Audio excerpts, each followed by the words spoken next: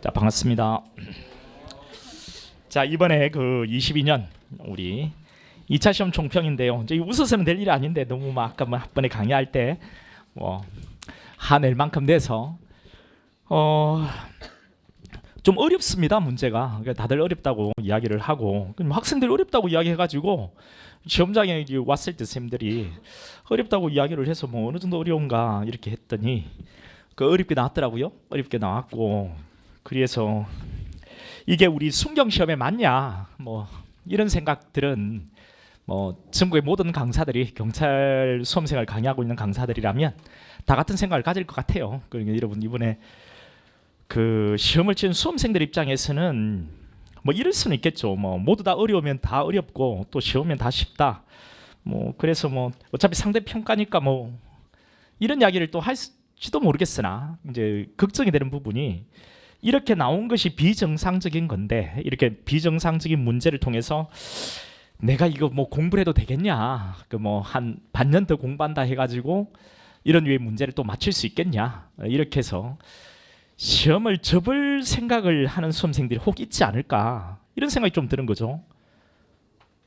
그렇다면 그런 생각 전혀 가질 필요가 없습니다. 그러니까 뭐 혹 이 영상을 여러분들이 뭐 실강을 지금 들으시지만 혹 이제 인강에 뭐 어떤 기회로 이 인강을 들으면서 혹 이 강의를 접한다면 그럴 생각을 할 필요가 없습니다. 그러니까 다음번에는 정상적으로 출제가 될 거예요. 그러니까 뭐 혹 다음번에도 뭐 이런 식으로 뭐 또 출제하면 어떻게 될 거냐? 뭐 그렇게 출제될 수도 있죠. 제가 신도 아니고 또 출제하는 사람이 아직 정해지지도 않았는데 그럼 어떻게 출제될 건지 내가 뭐 단언해서 이야기한다는 것은 제가 사기꾼이죠. 어떻게 출제될지는 모릅니다.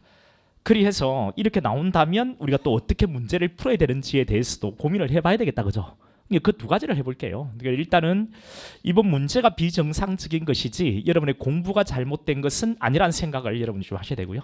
이 다음번에는 이번에 문매를 맞을 겁니다. 아마 뭐 기준도 없이 이렇게 출제한 것에 있어서는 이게 뭐 7급보다 어렵고 경감보다 어려운 시험은 누구나 다 어렵다고 하거든요. 그게 뭐 이의를 제기할 사람은 없을 겁니다. 그게 말이 안 되는 소리잖아요, 그죠? 그래서 뭐 그럴 바에야 그냥 아예 뭐 형사법 검정시험 있잖아요. 그거 하나 가지고 점수대로 뽑아라 말이요. 그러니까 뭐 이번 시험이 비정상적인 겁니다. 그러니까 뭐 다음번에는 이렇게 출제가 안 될 거라고 생각을 하시는 게 맞고요. 혹 이렇게 출제가 된다 하더라도 어떻게 문제를 풀 건지 그 방법을 한번 같이 고민해 볼 거니까 여러분들이 뭐 걱정할 필요는 없을 것 같습니다. 내가 뭐 갑자기 미안해지더라고요. 여러분, 내가 출제한 것도 아니고 한데도 이렇게 문제를 물어보면 그리고 이제 뒤에 그 형사법 문제 중에서 뒤에 뭐 사령 문제가 우리 수성법에 좀 문제가 있습니다. 사령 문제는 기본적으로 시간이 쫓기면 이런 문제를 풀어내기 어렵습니다. 그러니까 좀 안정감을 가지고 문제를 읽어내야만 그 지문이 보일 텐데 강사들이 시험 끝나고 나서 문제를 접하는 거하고 또 시험장에서 여러분이 실제 문제를 푸는 느낌은 또 사뭇 다르거든요. 그건 저도 압니다. 저도 수험생이었던 때가 있었으니까. 그래서 시간 40분 내에 형사법 문제는 풀 수 있는 문제는 다른 큰 데 아닙니다. 네, 다른 큰 데 아니고 뭐 그렇게 해서 우리한테 이렇게 문제를 준다는 그 자체가 잘못된 것이라서 뭐 엄청 실력 있으면 풀어낼 거 아니냐. 그건 학생들을 모르고 하는 이야기죠. 예, 그건 말이 안 되는 소리입니다. 그래서 이번 시험 자체는 뭐 잘못됐다고 보여집니다. 그럼 이제 앞으로는 뭐 우리가 어떻게 할 거냐, 여러분 전반적으로 제가 여기 여러분 나눠드린 이 자료에 있으니까요. 이걸 여기 옮겨보려고 했는데 미처 옮기지를 못했습니다. 그러면 보면서 잠깐 우리 총평을 보고요. 그리고 문제를 한번 다뤄보도록 할 텐데 일단은 뭐 총평 제가 나눠드린 프린트물이 있을 건데요. 인강생은 올려드린 게 있을 겁니다. 이걸 한번 봐보세요. 못 받았나 이거? 다 나눠줬다 하던데? 이걸 나눠줘야지 이거를.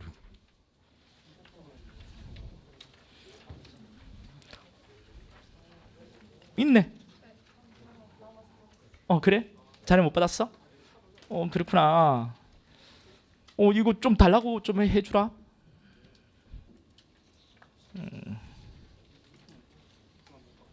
못 받았어? 그렇구나. 왕머리 했네 왕. 아니 그대로 해. 예쁘다. 아니 그대로 해. 그 내가 괜히 아니 하라니까. 니 안 하면 내 그 강의 안 할 거야. 그대로 머리 좀 말아도. 아니 예쁘다고 하는 건데.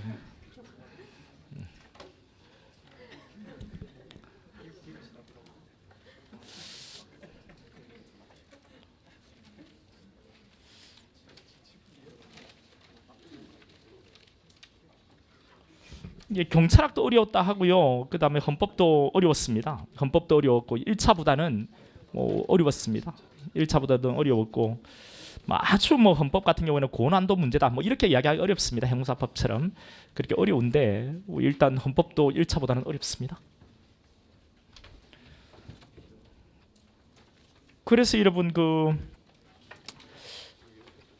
가볍게 들으시면 될 것 같은데 이번에 시험을 본 친구들도 여기 있고요. 그다음에 대부분 이번에 이제 강의를 쭉 지금 들어가는 친구들이 또 사뭇 많은 것 같은데 실강생들은 이번 시험 같은 경우는 많이 틀려도 합격할 것 같습니다. 많이 틀려도. 그러니까 그게 우리가 위안을 삼을 수 있는 부분이죠. 그러니까 시험장에서 여러분 중요한 것은 멘탈 관리입니다. 그래서 여러분에게 누누이 이야기했던 것이 시험을 운용해 나가는 기술이 되게 중요하다라고 했잖아요. 그러니까 앞으로도 이거는 마찬가지입니다. 여러분이 나중에 내년 1차 시험을 보더라도 이런 류의 문제가 이 정도로 미치쳐가고 나올 수도 있고 또 아닐 수도 있는데 이렇든 저렇든 간에 시험을 운용하는 기술은 되게 중요해요.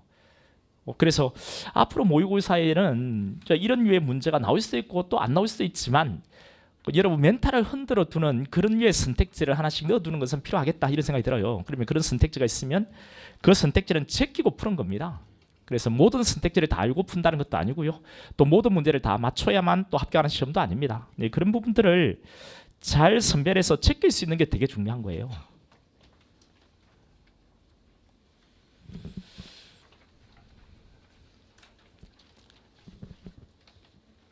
여러분 그런 연습은 잘 안 하시죠? 근데 꼭 하셔야 됩니다. 문제를 잘 제끼는 연습을 잘 하셔야 됩니다.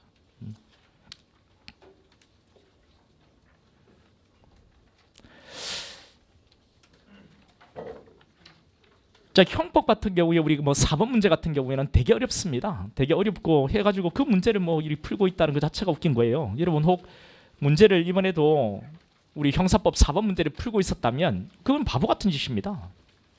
볼로기가 가르치지 않은 것은 그냥 넘어가시는 게 맞습니다. 한 친구는 제끼는데 계속 제껴서 이거 이래서는 안 되겠다. 근데 여러분에게 이야기했던 거잖아요. 그렇게 계속 제껴도 계속 제껴야 된다고. 거기서 왜 또 흔들리는지 모르겠네요. 그래 이번에는 여러분 많이 틀려도 합격합니다. 심지어 저는 60점대 70점 넘지 않을 것 같습니다.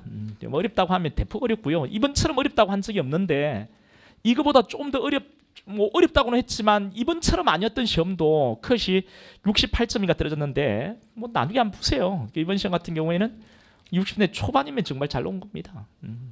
그러니까 우리가 떨어지면 대폭 떨어집니다. 그래서 이번에는 정말 잘못 출제한 것이 맞습니다. 그리고 어려운 문제가 나오면은 그게 4문제가 됐건 5, 6문제가 됐건 잘 제끼는 게 중요합니다. 앞으로 그런 연습을 여러분이 좀 부단히 좀 하시기 바랍니다. 그리고 모든 선택지를 다 알고 푸는 것은 절대로 아니고요. 향후 이런 출제가 계속된다면 더군다나 더 그렇습니다. 더군다나 더. 그 소거를 통해서 문제를 푸는 것이 아주 편해야 됩니다. 그게 실력이거든요. 자, 그러면 다 받으셨죠? 그냥 한번 보세요. 일단 출제 영역 분석을 했는데 그 수사편하고 증거편이 있습니다. 거기에 종합형 문제 우리 형법 형소법 종합형으로 한 문제 이 1차에도 나왔잖아요. 그 2차에도 종합형 문제가 나왔습니다. 이것은 굳어진 것 같아요. 제 느낌상은 두 번으로 굳어졌다 이야기하기는 어려우나 마지막 번 40번 문제에 똑같이 제시한 것을 통해서 봤을 때는 한 문제는 마지막 40번 문제에 형법 형소법을 통합형으로 출제를 할 것 같습니다. 그런데 이런 문제는 전혀 어렵지 않습니다. 그 1번하고 2번 지문이 나중에 볼 겁니다. 지금 안 보셔도 됩니다. 그 40분 문제 1번하고 2번 지문이 형법 문제였고요. 근데 이거 형법에서 여러분 조금만 하면 기본적으로 공부하시는 거잖아요. 안 그래요? 그러니까 그렇고 뒤에 이제 오히려 소송법 지문이 어렵습니다. 근데 이것도 충분히 기본만 제대로 들어도 맞힐 수 있는 형태이거든요. 그렇다 하더라도 사례형 문제를 이렇게 시험장에서 풀어낸다는 것은 어려워요. 시간 대비 봤을 때. 그래서 한 문제 정도는 이렇게 종합형으로 이렇게 나올 것 같아요. 그리고 이제 수사편하고 증거편이 균형을 좀 갖췄는데 여러분 그 수사하고 증거가 결합형으로 나온 것도 많습니다. 근데 결합형으로 나왔지만 뭐 기본적으로 증거하고 관련된 것은 제가 증거로 분류를 좀 했거든요. 그러다 보니까 이렇게 균형감 있게 수사편하고 증거편은 만들어졌는데, 물론 수사에 관계된 거 있죠. 전자정보에 대한 압수수색 있죠. 요즘에 시사성이 되게 있는 거죠. 이쪽 부분은 수사편으로 바꾼다면 오히려 수사에 좀 더 치중된 문제다라고 볼 수도 있겠지만, 그 증거에 관한 내용도 들어가 있으니까 이거 증거로 분류를 한다면, 그러니까 수사하고 증거는 뗄래야 뗄 수가 없습니다. 결국 수사라는 것이 증거를 확보하는 과정이니까 그 증거 확보하는 과정, 즉 수사하는 과정이 위법이 있으면 그 증거로 쓸 수 없다는 것은 자연스럽게 연결되는 부분이라, 이것은 수사편이다 증거편이다 이렇게 분류하기 한다는 자체가 좀 의미가 없고요. 증거하고 관련이 있으면 일단 증거로 이렇게 분류를 해서 배당을 했습니다. 그 출제 영역을 보시면요, 그 수사의 의의, 수사기관 및 관계에서는 나오지 않았습니다. 나오지 않았고, 수사의 조건 함정수사 있죠. 함정수사에서 사지 선택형 문제가 하나 나왔는데 진짜 미친 문제입니다. 이것도 어찌 보면은 마지막에요 학설이 나왔는데 뭐 단언컨대 이게 안 나옵니다. 내가 전에 사시 준비할 때도 이런 질문은 본 적이 없어요. 그 학설을 물어본 적이 없습니다. 근데 그게 답이에요 또. 근데 다행히도 1번, 2번, 3번은 답이 아니에요. 그러니까 이제 4번으로 가는 건데, 이런 게 편해야 됩니다, 여러분. 그런데 이건 연습을 좀 하셔야 돼요. 그러니까 답으로 유도된 지문을 내가 모르고 다른 지문은 다 안다. 그러면 이 지문이 답이다. 그런데 이게 말이 쉽지 시험장에서 내가 판단 못하는 선택지를 답으로 남기고 넘어가기가 만만치 않거든요, 수험생 입장에서. 그래서 이 문제는 정말 몰상식한 문제입니다. 이런 류의 지문을 물어본다는 것 자체가 좀 웃기긴 하거든요. 우리도 뭐 공소기각 나중에 그 여러분 볼 건데, 여러분 시험을 다 보셨으니까요. 공소기각설이 있고 무죄설이 있습니다. 무죄 판결로 갈 거냐, 함정사를 통해 기소했을 때 공소기각으로 갈 거냐, 이런 문제죠. 우리 판례는 공소기각으로 간다 했죠. 미연방 대법원은 무죄로 간다 했습니다. 무죄설과 공소기각설 이렇게 대립도 있긴 해요. 또 가벌설도 있거든요. 근데 이런 부분의 학설에 관한 어떤 선택지가 답으로 유도되지 않는 선택지를 하나 줄 수는 있을지 모르겠으나, 답으로 유도되는 선택지를 준다는 것은 출제자가 상당히 좀 무리했지 않았나 싶어요. 나중에 풀어볼게요. 그 다음에 사이드 안서 고소 부분. 이 문제는 박스형으로 나왔는데 또 개수도 아니죠. 뭐 OX, OX 뭐 이런 형태인데, 요 문제는 쉽습니다. 그렇죠? 유일하게 나름대로 학급의 문제로 분류할 수 있는 문제는 이 한 문제가 되겠습니다. 근데 이것도 뭐 학급으로 해야 될지 모르겠으나 고소에 있어서 가장 알아야 되는 전형적인 내용들이고요. 그래서 이건 뭐 고소에 관한 문제가 그나마 쉬웠을 겁니다. 그다음 임의동행 있죠. 임의동행. 이것도 한 문제가 남았는데, 이건 심판례를 접하셨어야 됩니다. 우리 심판례 할 때 다 해드렸던 거죠. 제가 오늘 시간이 있으면 두 개를 또 나란하게 우리가 심판례 했던 것을 비교를 해가지고 한번 보여드릴 건데, 내가 정리를 해가지고 한번 올려드릴까 싶어요. 그리고 우리가 심판례에 요거 했습니다. 여러분 심판례 자료 있죠? 또는 테마 자료 있죠? 요거 이제 한번 보시면은 나란하게 돼 있을 겁니다. 심판례 강의할 때 그 자료를 보시면 이 사례가 하나 있을 거예요. 임의동행. 그러니까 이번 시험의 특색 중에 또 하나가 심판례 이런 것들을 많이 출제했습니다. 그리고 앞으로도 이런 추세는 유지가 될 것 같아요. 이거는 뭐 굳어진 겁니다. 심판례는 수송법이 오히려 형법보다 심판례를 더 많이 물어보거든요. 그러니까 심판례를 정리하실 때는 여러분 정말 열심히 잘 정리를 하시고 들어가셔야 됩니다. 이번 시험이 좀 더 특색 중에 하나가 심판례. 물론 제일 특색은 사례입니다. 좀 이따 말하기로 하고요. 심판례는 향후 이런 것은 이미 굳어진 겁니다. 심판례를 여러분 관심을 가져야 되는 것은 꼭 관심을 가지셔야 됩니다. 그리고 임의동행 이거 우리 심판례 정리할 때 다 했던 거고요. 여러분 자료를 비교해 보시면 그대로 돼 있을 겁니다. 이것만 보시면 틀리지 않았고 이게 답이었거든요. 그러니까 다른 선택지를 모른다 하더라도 요거 우리가 봤던 것만 딱 알고 있으면 문제를 풀 거고요. 제가 그 심판례 정리할 때는 그 판례 밑에다가 OX 지문 하나씩 넣어주잖아요. 그 지문 그대로 돼 있을 겁니다. 그러니까 뭐 그것만 한번 보고 설명만 듣고 문제만 풀었다면 그냥 맞추는 겁니다. 박강사입니다. 그 이제 여러분 마지막에 심판례는 꼭 한번 들으셔야 됩니다. 그리고 그건 꼭 풀어볼 거는 OX를 앞으로도 심판례 지문 뽑고 OX를 만들어 드릴 테니까 꼭 풀어보세요. 이번에 그 전자정보에 대한 압수수색도 이 심판례 자료를 한번 보시면 대부분 다 이제 OX로 제가 문제를 반영했던 그런 내용들일 겁니다. 밑줄 친 내용들일 테니까요. 꼼꼼히 보셨으면 이번에 어렵다고 해도 좀 오히려 제 수업을 들었던 친구들은 조금 그래도 잘 풀었다는 이야기가 군데군데 들리거든요.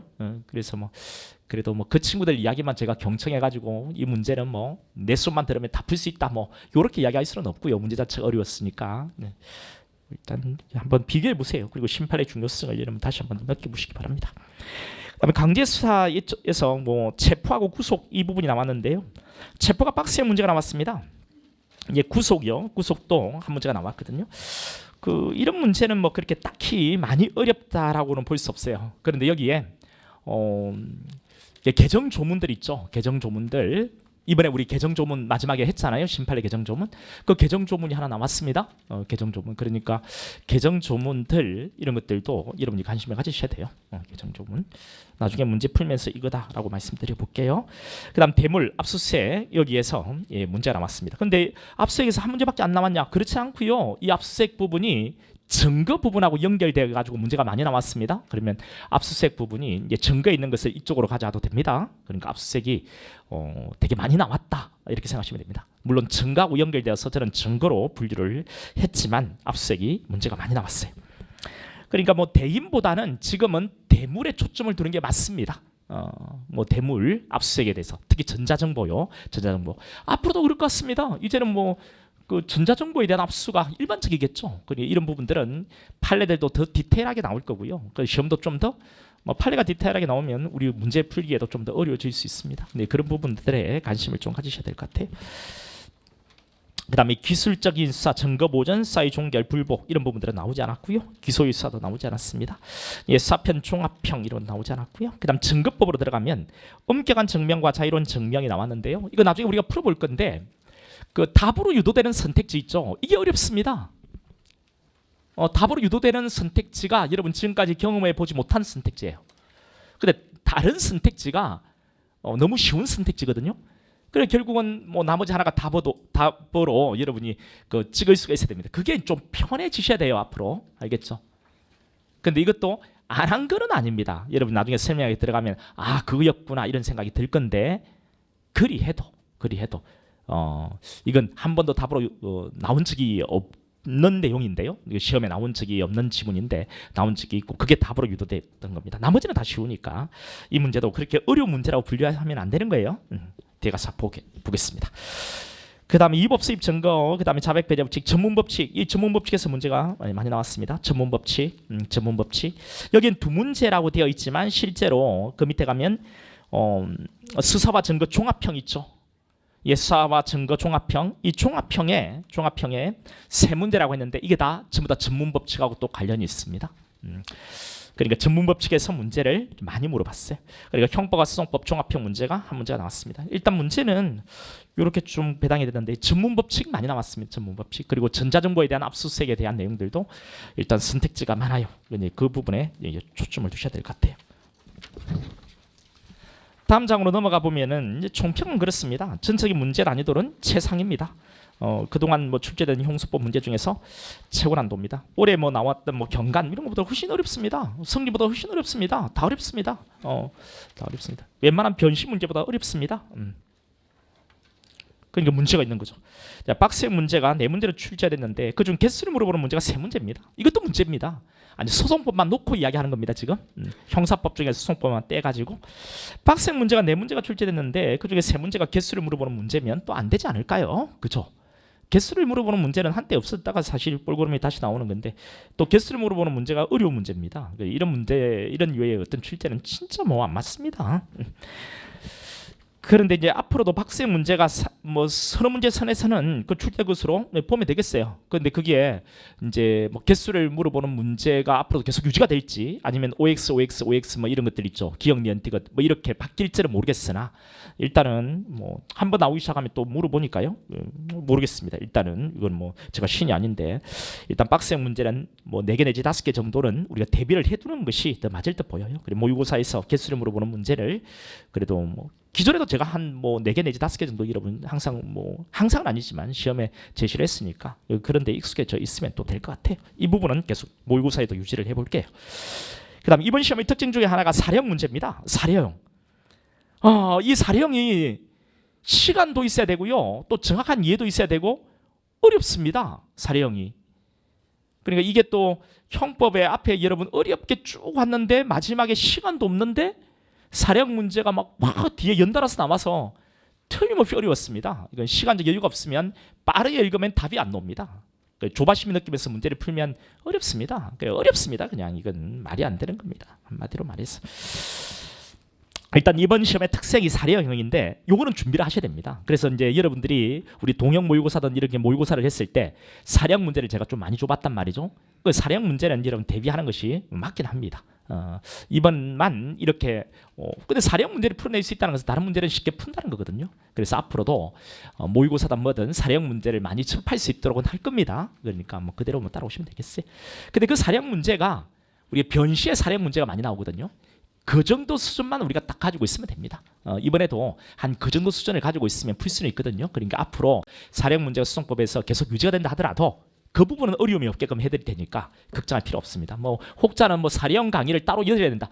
그럴 필요 없습니다. 그럴 필요 없고 우리 기본에 충실하게 공부하시고 이해를 하시고 모의고사 할 때 사례형 문제 좀 풀어보시고 하면 여러분 잘 오시고 따라오시고 하면 뭐 대비가 되실 겁니다.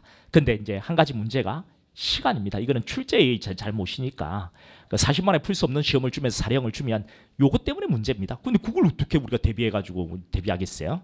사례형 문제를 뭐 아주 빠르게 푸는 방법이 있다. 그럴 수는 없거든요. 아무리 내가 숙달돼 있어도 시간에 쫓기면 어렵습니다. 그리고 시간에 쫓기는 문제를 내지 않기를 바랄 뿐이죠.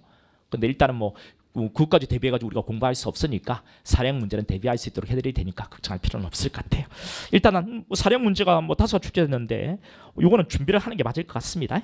특히 전문법 측에서 사례형 문제는 사례형 문제는 객관식 시험에서 최고 난도로 분류가 돼요. 내용에 대한 정확한 이해가 선행되어야만 해결이 가능할 뿐 아니라 전체 시험 시간에 부족으로 연결될 수 있거든요. 그래서 이번 시험의 난이도를 최상으로 끌어올린 가장 결정적인 요인으로 볼 수 있습니다.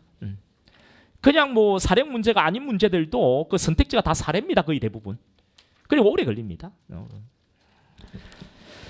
최신 판례를 다수 출제했습니다. 따라서 최신 판례에 대한 정확한 학습이 없었다면 많이 힘들었습니다. 무조건 이런 경향이 앞으로도 우리 수성법은 벌써 최신 판례의 어떤 중요성은 있었거든요. 이런 것들은 무조건 유지가 됩니다. 그러니까 최신 판례 특히 뭐 정리를 꼼꼼히 잘 하셔야 돼요. 예상대로 수사준칙 각 지문마다 이전에는 수사준칙을 아예 문제로 분류했었는데 지금은 선택지에 집어넣더라고요. 선택지에. 그래서 이 수사준칙은 다른 직렬에서는 물어보지 않는데 우리 경찰직에서는 수사준칙을 물어보고 요거는 좀 굳어지지 않았나 싶습니다. 그래서 수사준칙은 그래도 이제 뭐 좀 점검을 해서 시험장에 들어가는 것이 맞을 듯 보인다는 거죠. 그다음 판례 비중이 조문보다는 압도적으로 높게 출제되었다라는 겁니다. 이번에는 조문보다는 판례 비중이 압도적으로 높고요. 이런 추세가 뭐 다시 뭐 조문으로 뭐 어느 정도의 비중으로 나올 수도 있습니다. 그런데 뭐 수성법의 뭐 법 과목의 기본은 조문입니다. 조문을 가지고서 그 조문을 이해한 뒤에 이제 판례를 대입하는 것이 가장 기본이라서 이거는 뭐 앞으로 이번에 뭐 조문이 좀 적게 나왔다 해서 조문을 소리한다. 이건 말이 안 되는 소리예요. 조문을 뭐 보지 않은 수성법을 공부한다는 것은 말이 안 되는 소리거든요. 조문을 통해서 판례를 읽게 나가시면 될 것 같습니다. 형사소송법만 놓고 본다면 4-5문제는 틀려도 전혀 문제가 안 됩니다. 뭐 5문제 또는 6문제 이렇게 틀려도 합격하는 데는 문제 없어요. 그러니까 걱정할 필요가 사실 없습니다. 이건. 그런데 이제 문제는 이제 시간이 부족해가지고 다른 부분들에 영향을 주는 것이 제일 큰 문제라고요. 그러니까 이제 시간에 압박감이 없다는 전제하에서 지금 이렇게 이야기를 하는 것이고 시간에 압박감이 있으면 더 떨어집니다. 그건 이제 고려를 하지 않고 이야기한 것이라. 난이도 하급의 문제는 29번이에요. 이거 하나입니다. 앞번에 그 고소 부분요. 난이도 중급의 문제가 뭐 이렇습니다. 난이도 상급의 문제가 지금 분류를 했으니까요. 뭐 상급의 문제 이런 것을 틀렸다. 뭐 걱정 없다니까요. 그다지 뭐 고민하지 않으셔도 된다니까요. 전체적으로 제가는 그 어떤 시험보다도 어려운 시험 맞습니다. 그다음 넘어가서 2023년 1차 시험 그러면 어떻게 대비할 거냐? 여기서 여러분들이 다른 엉뚱한 생각을 하면 전혀 안 됩니다. 기출문제 중요성에서 또 기출이냐? 기출을 벗어났다. 지랄 뭐 그건 잘못된 거예요, 여러분. 그건 잘못된 거예요. 기출은 뭐가 출제가 되는지를 알려줍니다. 우리 기출에서 압수수색 되게 중요한 주제죠. 최근 판례가 나오니까 이거는 뭐 기출에 없는 거죠, 당연히. 그래도 우리 최근 기출이 압수수색의 어떤 뭐 출제 빈도가 되게 높으니까 압수수색 부분에 신판례를 정리하는 거죠. 뭐 기출을 뭐 가지고 기준을 잡지 않으면 뭘 가지고 한다는 거예요? 기출입니다. 기출이고 기출된 내용을 토대로 해가지고 심판례나 개정 조문들이 나오니까 그 부분들의 정리를 우리가 하잖아요. 그리고 나머지는 기출입니다. 기출을 통해서 또 심판례 뭐 전혀 기출되지 않은 영역의 심판례가 나왔다 해서 이거 중요하다. 이렇게 강사들이 이야기 안 합니다. 그러니까 중요한 주제의 심판례가 나왔을 때 기출을 견주어 가지고 이 심판례가 중요하다라고 이야기하는 거죠. 그러니까 뭐 기출의 중요성은 뭐 이전이나 지금이나 뭐 이건 뭐 중요합니다. 이걸 뭐 안 하고 뭘 한다는 거예요. 그 다음에 판례 및 심판례 정리에 대한 중요성. 이거 되게 중요하다고요. 심판례. 그다음 조문. 우리 조문은 소리할 수가 없습니다. 이번에 그 조문 자체로 물어보는 문제가 적다라고 해서 조문을 소리할 수는 없어요. 그 조문을 못 본다, 안 본다는 것은 판례를 이해 못 한다는 것인데 그 조문을 보셔야죠. 그 23년 1차 시험 수험 전략 이런 것들은 여러분 그냥 따라오시면 됩니다. 여러분들이 9, 10월에 기본이 필요한 친구는 기본 강의를 들으셔야 됩니다. 지금 바뀐 추세에 맞춰서 좀 더 고민을 해볼 수 있게끔 이제 강의를 해볼 테니까요. 2단계 우리가 심화 강의죠. 심화 강의는 지금 좀 고민을 좀 해봅니다. 어떻게 하는 게 좀 더 효율적이지. 이건 저뿐만 아니라 이제 볼록이나 우리 민현이나 전부 다 고민을 해야 될 주제인 듯 보여요. 그러니까 심화에서 어떤 식으로 하는 것이 여러분이 좀 더 고민해 볼 수 있는 그런 방법일 건지.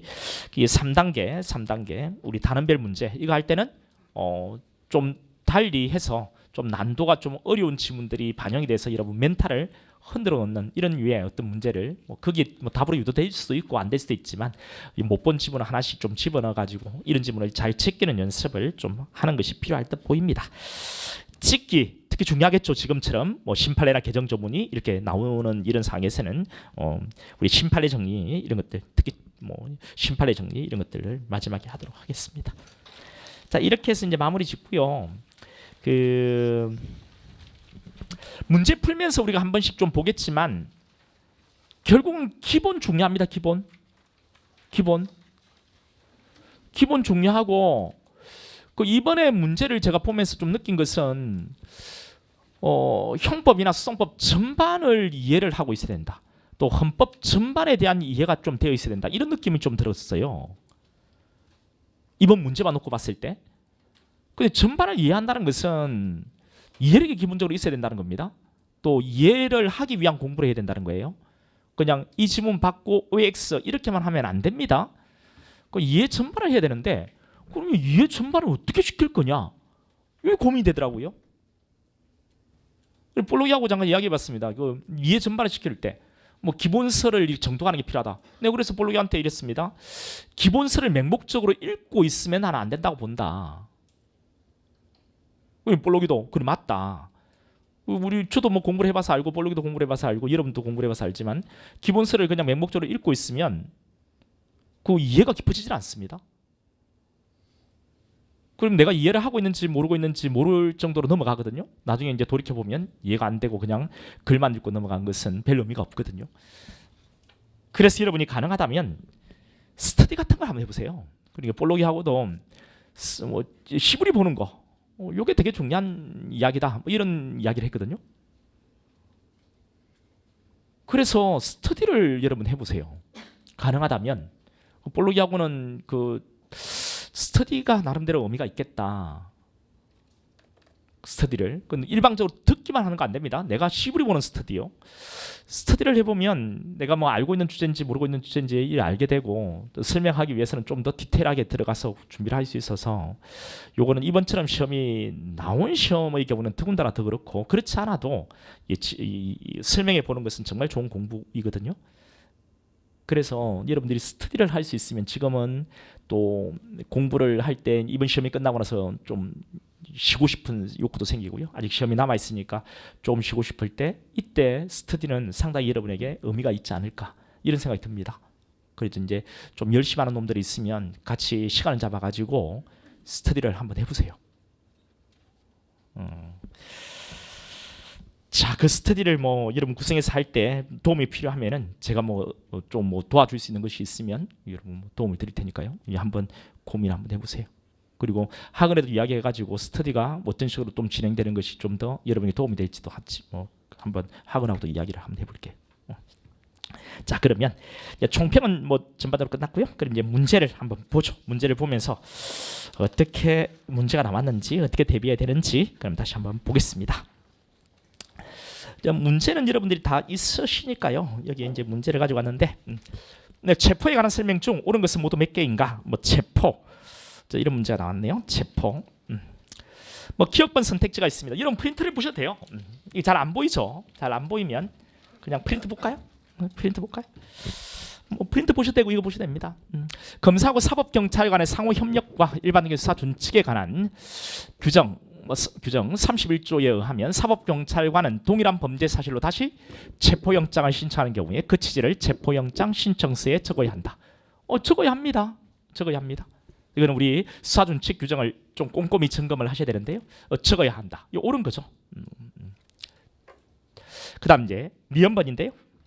미연번 개수를 물어봤습니다. 개수를 미연번에 타액 50만 원 이하의 벌금 구류 가료에 해당하는 사건의 경우에 피해자가 일정한 주거가 없는 때 한해서 체포영장을 발받아 피해자를 체포할 수 있다. 이것도 여러분이 많이 틀리는 것 중에 하나다, 그죠? 우리 이런 준비는 우리가 많이 해봤습니다, 그죠? 제가 강의할 때도 여러분 많이 언급을 했고, 자, 경미범죄라고 하는 거죠. 이 경미범죄 같은 경우에는 그 특칙이 있는데 그 경미범죄 뭐 긴급 체포는 경미범죄가 있을 수는 없고요. 뭐 영장 체포하고 현행범인 체포하고 구속해서 경미범죄가 나오는데 그 중에서 주거 부정인 경우만 경미범죄 뭐 체포나 구속할 수 있는 것은 현행범인 체포죠. 그리고 구속이고. 근데 영장 체포는 경미범죄 특칙 주거 부정 말고 하나 더 있죠. 출석 요구의 불응. 그렇잖아요. 그러니까 이 타액 50만 원 이하의 벌금 구류 가료 이거 나오면 여러분 문제 제가 어떻게 풀어야 된다고 계속 나올 때마다 했던 이야기잖아요. 영장 체포 지문인가 아닌가, 문제인가 아닌가 요거 확인해야 된다. 확인한 뒤에는 그 다음에 주거 부정인 경우에 가난다고 돼 있는가 없는가 봐야 된다라고 했죠. 박강사입니다. 아니 그 이제 여기 보면 이거 나왔잖아요. 그러면 내가 시킨 대로 영장 체포 문제인가 아닌가를 봤다. 체포영장 영장 체포 문제네. 그러면 주거 부정 안 한다고 돼 있는가 보니까 안 한다 돼 있다. 그럼 이제 틀린 겁니다. 출석 요구에 불응이 있으니까. 그렇죠. 그다음 D급번은 뭐 긴급 체포한 피해자를 구속하고자 할 때 구속영장 피해자를 체포한 때부터 24시간 이내. 이거는 뭐 기본적인 기본입니다. 그 우리가 뭐 24 48 오답거리는 위치죠. 늘상 했잖아요. 숫자가 나오면 오답거리는 위치니까 잘 봐야 된다. 24은 48, 그렇죠? 48은 24. 24, 48 나오면 24이 나오면 48이 아닌지, 48이 나오면 24이 아닌지 이거 봐야 된다 했잖아요. 틀렸습니다. 그렇죠? 48시간이죠. 열번에 사법경찰은 피해자가 죄를 범했다고 의심할 만한 정황이 있고 출석 요구에 응하지 아니한 때에는 체포영장을 신청해서 피해자를 체포할 수 있다라고 했는데 한 번도 이렇게 나온 적은 없습니다. 지금까지 한 번도 이렇게 나온 적은 없어요. 나온 적은 없어요. 그 우리 뭐 기본에서 우리가 늘 공부했던 거잖아요. 우리 영장 체포할 때는 죄를 범했다고 범죄 혐의의 상당성 있죠. 상당성. 범죄 혐의 상당성. 그리고 출석 요구에 불응 또는 불응의 우려죠. 그때 체포영장을 신청하고요. 사경 검사에게 검사는 법원에 청구해서 발받은 영장을 가지고서 영장 체포하는 거잖아요. 그런데 죄를 범했다고 의심할 만한 정황이 있고 정황? 그러니까 이제 여러분들이 시험장에서 이런 지문을 한 번도 접해본 적이 없으니까 이렇게 나오면 갑자기 흔들릴 수 있습니다. 여러분 딱 입장에서 놓고 보면 충분히 그럴 수는 있어요. 그런데 자 범죄 혐의의 상당성 있잖아요. 상당성. 출석 요구의 불응 또는 불응의 우려라고 했습니다. 예, 죄를 범했다고 의심할 만한 어떤 정황, 혐의가 있어야죠.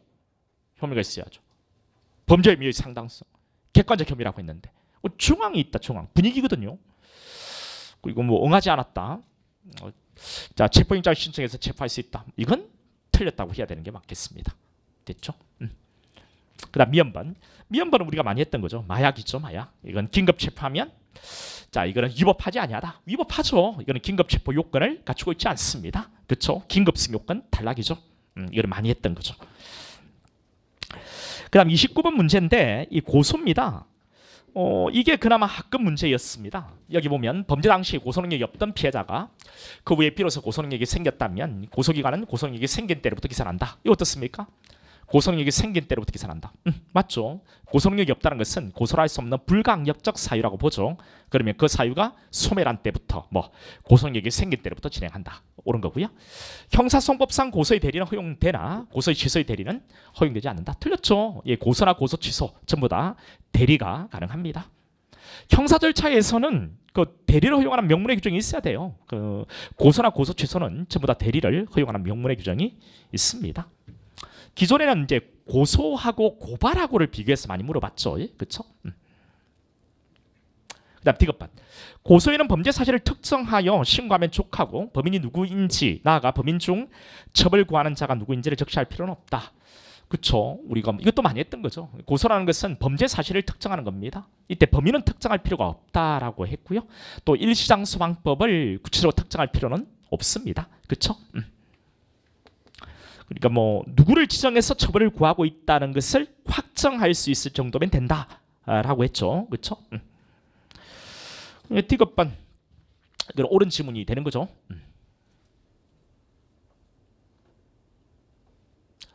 여기에 범인이 누구인지 나아가 범인 중 처벌을 구하는 자가 누구인지 적시할 필요는 없습니다. 그렇죠? 그 다음 B열반은 1심 판결 선고 전까지 고소를 취소할 수 있고 고소를 취소한 자는 다시 고소할 수 없으며 고소권자가 서면 또는 구수로서 사연 또는 법원에 고소를 취소하는 의사표시를 하였다면 그 고소는 적법하게 취소된 것이고 고소 취소를 처리하는 의사표시를 다시 하였다 하더라도 그것은 효력이 없다. 그렇죠.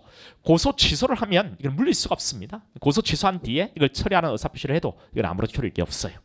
됐죠? 자, 미연번인데 피해자의 친족은 피해자의 법정 대리인이 피해자이거나 법정 대리 친족이 피해자인 때는 독립하여 고소할 수 있다라고 했네요.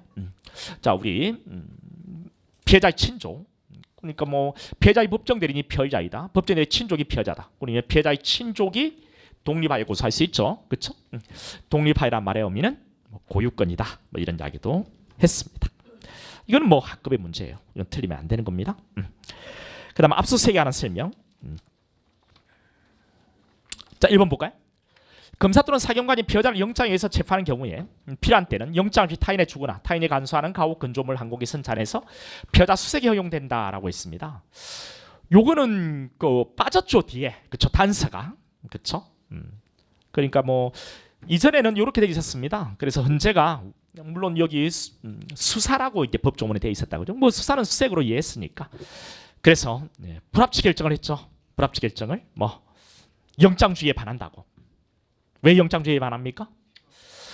수색 영장을 가지고 수색하는 게 원칙은 맞죠. 근데 수색 영장을 발받을 시간 여유가 없는 긴급한 사정이 있을 때 그때 영장 없는 수색을 인정해야 되는데 이건 필요하기만 하면 필요한 때라는 것은 피해자가 소지할 개연성이죠. 필요하기만 하면 수색을 허용한다는 거니까 영장주의에 반한다는 겁니다. 필요하더라도 수색 영장을 발받을 시간 여유가 있으면 수색 영장을 가지고 수색하는 게 맞겠죠. 근데 수색 영장을 발받을 시간 여유가 있든 없든 필요하기만 하면 영장 없는 수색을 허용했던 부분에 있어서 영장주의에 반한다고 불합치 결정을 했고 법이 바뀐 거죠. 그러니까 단서가 들어왔죠. 단 수색 영장을 발받을 시간 여유가 없는 긴급한 사정이 있는 경우에 안 한다. 이 부분이 빠져서 틀린 선택지로 했습니다. 그 다음 이번에 검사 또는 사경관은 피해자를 현행범인 체포하는 경우에 필요한 때는 영장 없이 체포 현장에서 압수수색할 수 있다. 현행범인 체포할 때 영장 없이 체포 현장에서 압수수색 검정 가능하죠. 옳은 거고. 압수수색 검정의 영장주의입니다. 3번에 수사기관이 범죄 혐의 사실과 관련 있는 정보를 선별했답니다. 압수수색 후에도 그와 관련 없는 나머지 정보를 삭제 폐기 반환하지 아니한 채 그대로 보관하고 있다라는 거죠. 문제 있죠. 범죄 혐의 사실과 관련이 없는 부분에 대해서 압수의 대상이 되는 전자정보의 범위를 넘어서는 전자정보를 영장 없이 압수수색하여 취득한 것이어서 위법하고 사후 압수수색 영장이 발부되었다거나 이를 청구함에 동의했다더라도 치유가 되는 것은 아니다. 그렇죠? 치유가 안 되죠.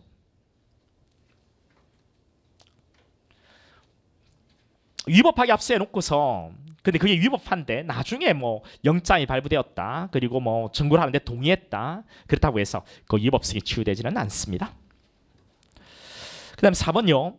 검사는 사본을 확보한 경우든 압수를 계속할 필요가 없다고 인정되는 압수물 및 증거에 사용한 압수물에 대해서 공소기 전이라도 소유수지 보관자 또는 제출인이 청구했을 때 환부 간부하여야 한다. 요거는 218조 2에 관한 이야기다. 그죠?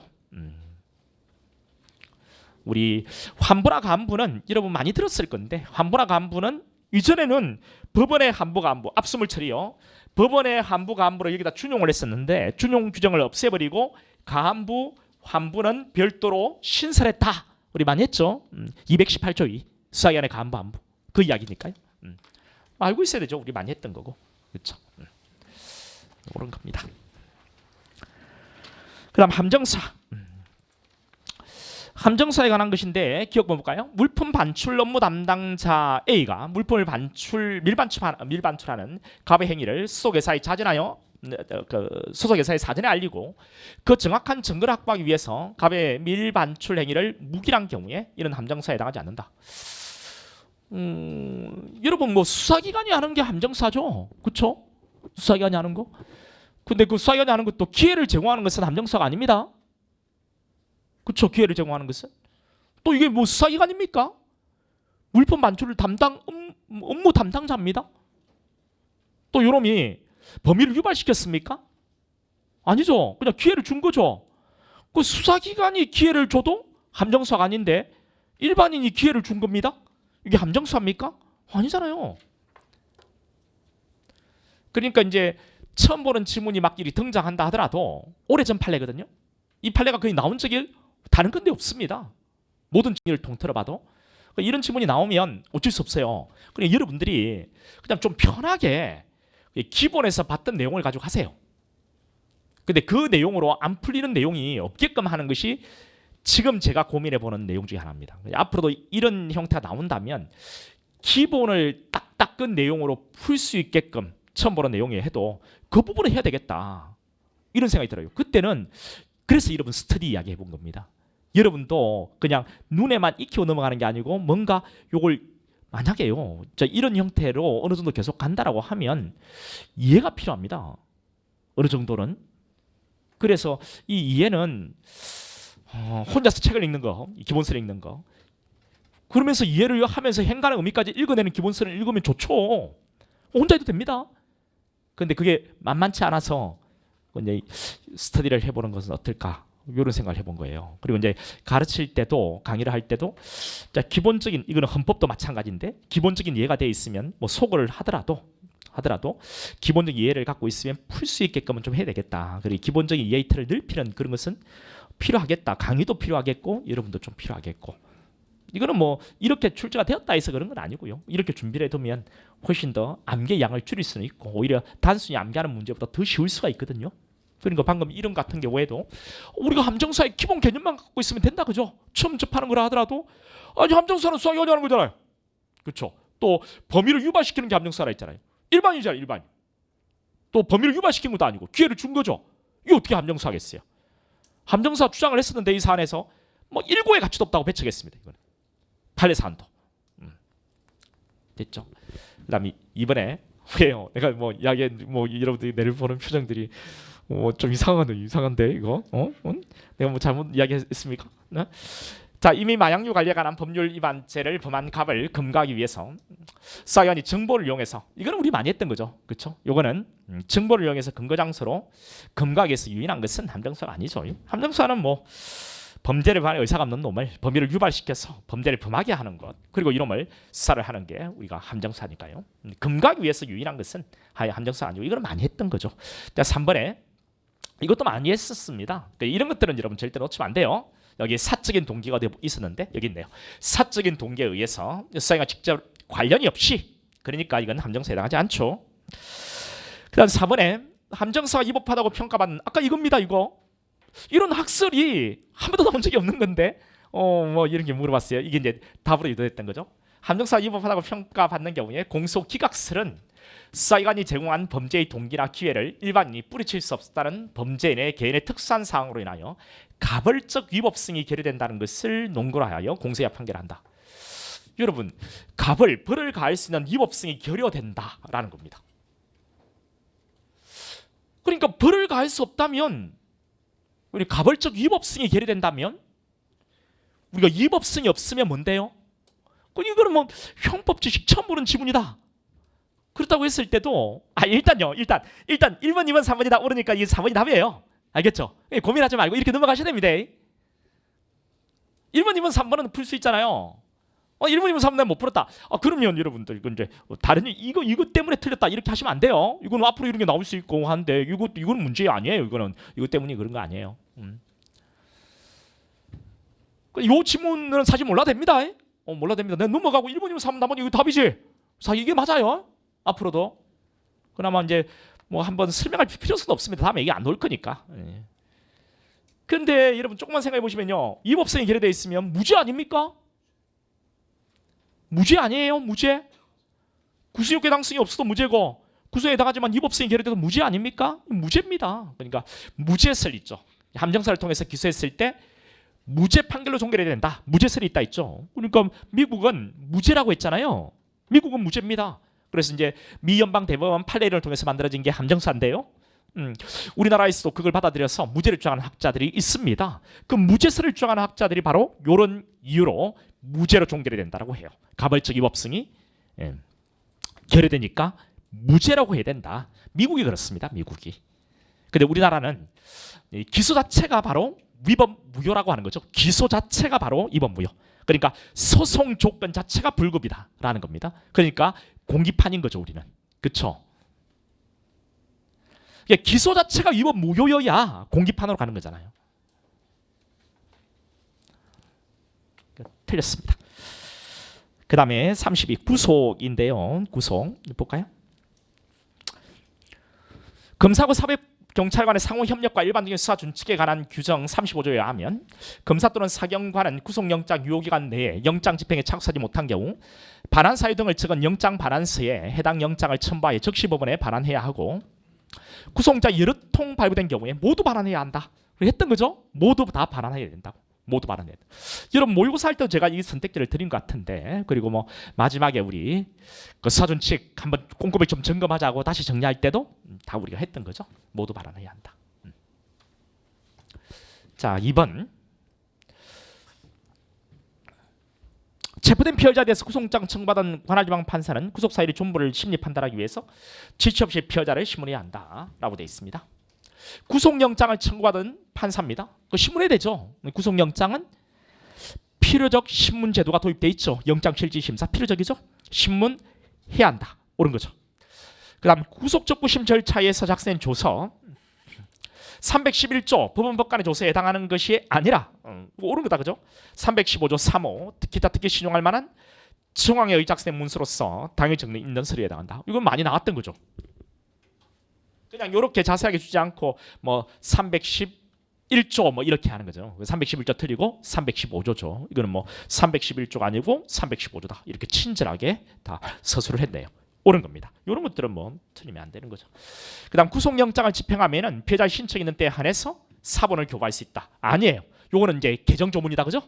올해 2월 3일인가 그때부터 시행에 들어간 개정조문이죠. 마지막에 우리 그 직기할 때 우리 개정조문들 쭉 비교했죠. 그때 나란하게 비교했잖아요. 우리 개정조문이잖아요. 구속영장을 집행할 때는 신청 있는 때에 한해서 사본을 교부하는 게 아닙니다. 그냥 사본을 교부하도록 되어 있습니다. 직권으로. 신청 있는 경우에 교부하는 게 아니고 사본을 교부하도록 되어 있다고요. 필요적인 겁니다.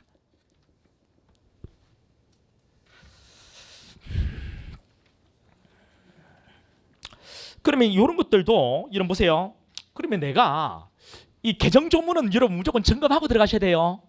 그래서 이제 바로 맞출 수 있는 것이지만, 자, 내가 먼저 4번 주문 개정조문 뭐 증을 못했다. 봤는데 박쌤이 해줬는데 나는 잘 열심히 안 봤다. 아, 그럼 좋다고요. 1번, 2번, 3번 옳은 거잖아요. 그래서 4번으로 갈 수 있어야 됩니다. 모든 선택지를 내가 다 알고 풀겠다. 엄청나게 양이 많이 늘어나요. 그럴 필요 없습니다. 그러니까 문제를 보실 때 좀 편하게 하세요. 편하게. 내가 알고 있는 선택지에서 문제를 본다는 그런 편한 생각을 가지고 대비를 좀 하시면 좀 좋을 거예요. 그런 연습을 좀 하실 필요도 있지 않나 싶어요. 자, 임의동행. 자, 임의동행. 경찰관이 동행에 앞서서 피해자에게 동행을 거부할 수 있다는 것을 알려주었거나 동행한 피해자가 언제든지 자유로 동행 과정에서 이탈 또는 동행 장소로 퇴가할 수 있음이 인정되는 등 오로지 피해자의 자발적 의사에 의해서 동행이 이루어졌음이 객관적인 사정에 의해서 명백하게 있던 경우에 한해서 적법성이 인정된다. 옳은 거죠. 우리 임의동행이 가장 뭐 일반 논이죠. 자, 2번. 지문이 되게 기네, 그죠? 경찰관이 갑을 경찰에 동행할 당시 갑에게 언제든지 동행을 거부할 수 있음을 고지한 다음 주르르르르 갔습니다. 임의동행은 적법하다. 예, 적법해요. 읽어보면 내가 처음 접하는 거다. 아, 적법합니다, 여러분. 이 정도는 적법하다는 평가는 하실 수 있어야죠. 그다음 이 3번요. 여러분 우리 이거 심판에 정리할 때 다 했던 겁니다. 근데 이거는 199조 1항에 따른 임의동행에 해당한다. 그렇죠? 경직법 임의동행이 아니고 199조 임의수사로서의 임의동행에 해당한다라고 했죠. 옳은 겁니다. 심판을 할 때 선택지에 사례형 문제로도 다 들어가 있을 거예요.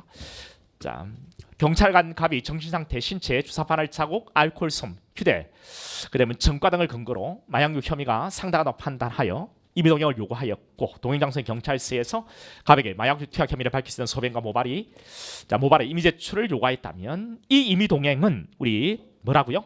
임의수사로서의 임의동행에 해당한다는 겁니다. 해당하지 않는다. 네, 틀렸죠. 심판례 정리하고 심판례 정리한 뒤에 뭐 지문 같은 거 제시했으면 몇 번 반복적으로 좀 풀어보고 들어가시면 쉽게 풀었을 겁니다. 그렇죠? 풀었죠. 그다음 4번에 뭐 술에 취한 상태에 있고 그럼 이미 답이 나왔잖아요. 그래서 4번 읽고 그렇게 하면 안 됩니다, 여러분. 그렇게 해야 시간 확보해요. 다음에도 뭐 혹 이렇게 미친 척하고 물어보면 시간 확보가 절대적으로 필요합니다. 술에 취한 상태에 있다고 인정할 만한 상당한 이유가 있는 운전자가 경찰관으로부터 언제라도 자유로이 퇴거할 수 있음을 고지받고 파출소까지 자발적으로 동행한 경우에 자 여기 이 파출소에서 엄칙적 요구는 위반 체포 상태에 이루어진 것이라고 할 수 없다. 그렇죠. 자발적으로 동행했으니까 엄칙적 요구 가능하죠. 가능하죠. 위법한 체포 상태에 이루어진 것이라 할 수 없는 거죠. 이것도 뭐 다 했던 겁니다. 여기 주치자, 정신착란자 이 24시간까지 보호 조치 가능하고요. 그리고 또 엄칙적 요구 가능합니다. 가능합니다. 이때 뭐 보호 조치가 당연히 종료된 것도 아니고 뭐 이런 이야기까지 우리가 다 했던 거죠.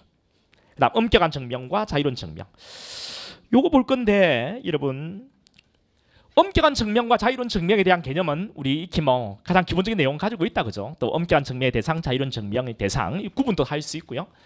자, 양자는 증거력의 유무와 증서 방법의 차이가 있을 뿐 심정의 정도에는 차이가 있는 것이 아니다. 그렇습니다. 엄격한 증명과 자유로운 증명은 증명이란 부분이 같은 단어죠. 그죠? 증명이라는 것은 뭔데요? 합리적 의심이 없는 정도. 법관의 심정의 정도 말이죠. 합리적 의심이 없는 정도. 우리 다른 말로 뭐 확신이라고 하는 거죠. 확신. 우리 일반 생활에서는. 그러니까 엄격한 증명, 자유로운 증명 둘 다 증명이잖아요. 법관의 심정의 정도에는 차이가 없습니다. 뭐의 차이가 있어요? 엄격한, 자유로운 이 부분에 차이가 있죠. 엄격한 증거로 사는 증명이 엄격한 증명, 자유로운 증거로 사는 증명이 자유로운 증명인데 어떤 차이가 있는 거죠? 엄격한 증거라는 것은 증거 능력과 법이 정한 조사 방법에 의한 증거를 엄격한 증거, 이에 의하지 않은 증거를 자유로운 증거. 그리고 이 부분에 차이가 있는 거죠. 심정의 정도에는 차이가 있는 게 아니죠. 이것도 여러분 다 풀었을 겁니다. 그죠? 그 다음에 이번에 자유로운 증명은 증거력이 없는 증거나 적법한 증거조사 절차를 거치지 않은 증거에 의한 증명을 의미한다. 그렇죠. 자유로운 증명. 자, 법원은 자, 정가조의 해보서가 변론 종결 후에 확보 해보되었다 하더라도 변론 제기 뭐지? 본 적이 없는데 제끼세요. 요걸 고민하고 있으면 안 된다니까요. 이게 이번에는 시간이 부족했지만 나는 평상시에 시간 남는다. 그래도 보시면 안 돼요. 내과학적으로요. 얘를 못 본 지문에 노출되어 있으면 다른 문제의 기억에 영향을 줘요. 이거는 내과학적으로 그 결과예요. 그 이론적으로 나온 거예요. 보고 있으면 안 돼요. 시험장에서는. 제끼셔야 됩니다. 자, 제꼈다. 친고죄에서 적법한 고소 유무는 자유로운 증명의 대상이다. 어떻습니까? 친고죄 고소는 자유로운 증명. 고자예요, 고자. 고자. 이거 옳은 거죠. 그러니까 다 알아요. 이게 답이죠, 뭐. 이렇게 해서 넘어가셔야 됩니다, 여러분. 이게 좀 편해야 돼요. 편해야 돼요. 그 편하게끔 만들어 주려고 좀 이제 그런 모의고사를 좀 계속 여러분 치게끔 해줘야 될 것 같다는 생각이 들어요. 편해야 됩니다. 몰라도 됩니다, 이거. 그런데 요거 이제 몰라도 되는 거예요. 앞으로 안 나옵니다, 이거. 앞으로 안 나와요. 일회용. 근데 요거 이제 요것도 보면은 우리 정과입니다. 정과. 누범 정과. 여러분 우리 엄격한 증명의 대상, 자유로운 증명의 대상이 할 때 뭐라고 했어요? 범죄, 처벌, 형벌권의 범위 했죠. 형벌권의 범위. 형벌권의 범위 할 때 제가 늘상 강의할 때 했던 게 누범은 장기 2배를 가져간다. 상습범 2분의 1을 가져간다. 이런 이야기 했잖아요. 그게 누범 정과이가. 누범 정과니까 이거는 뭔데요? 엄격한 증명이죠. 엄격한 증명은 뭔데? 우리 금방 했잖아요. 엄격한 증명은 뭐? 증거능력 있는 증거를 법이 정한 조사 방법을 거쳐서 나온 증거를 가지고 증명하는 거죠. 그러니까 누범 정과는 형벌권의 범위에 관한 거고 장기 2배를 가져가는 거니까. 다음번에 뭐 상습범의 상습성 이렇게 할 수도 있죠. 상습범의 경우에 상습성은 2분의 1을 가져갑니다. 이것도 형벌권의 범위니까 이것도 뭔데요? 엄격한 증명입니다. 엄격한 증명은 증거능력 있는 증거를 법이 정한 조사 방법을 거쳐서 나온 증거를 가지고 증명하는 거죠. 그러니까 법이 정한 종교조사 방법을 그쳐야죠. 변론을 제기해야 되는 거죠. 안 그래요? 그래서 이것은 가중할 수 있다면 틀립니다. 없습니다.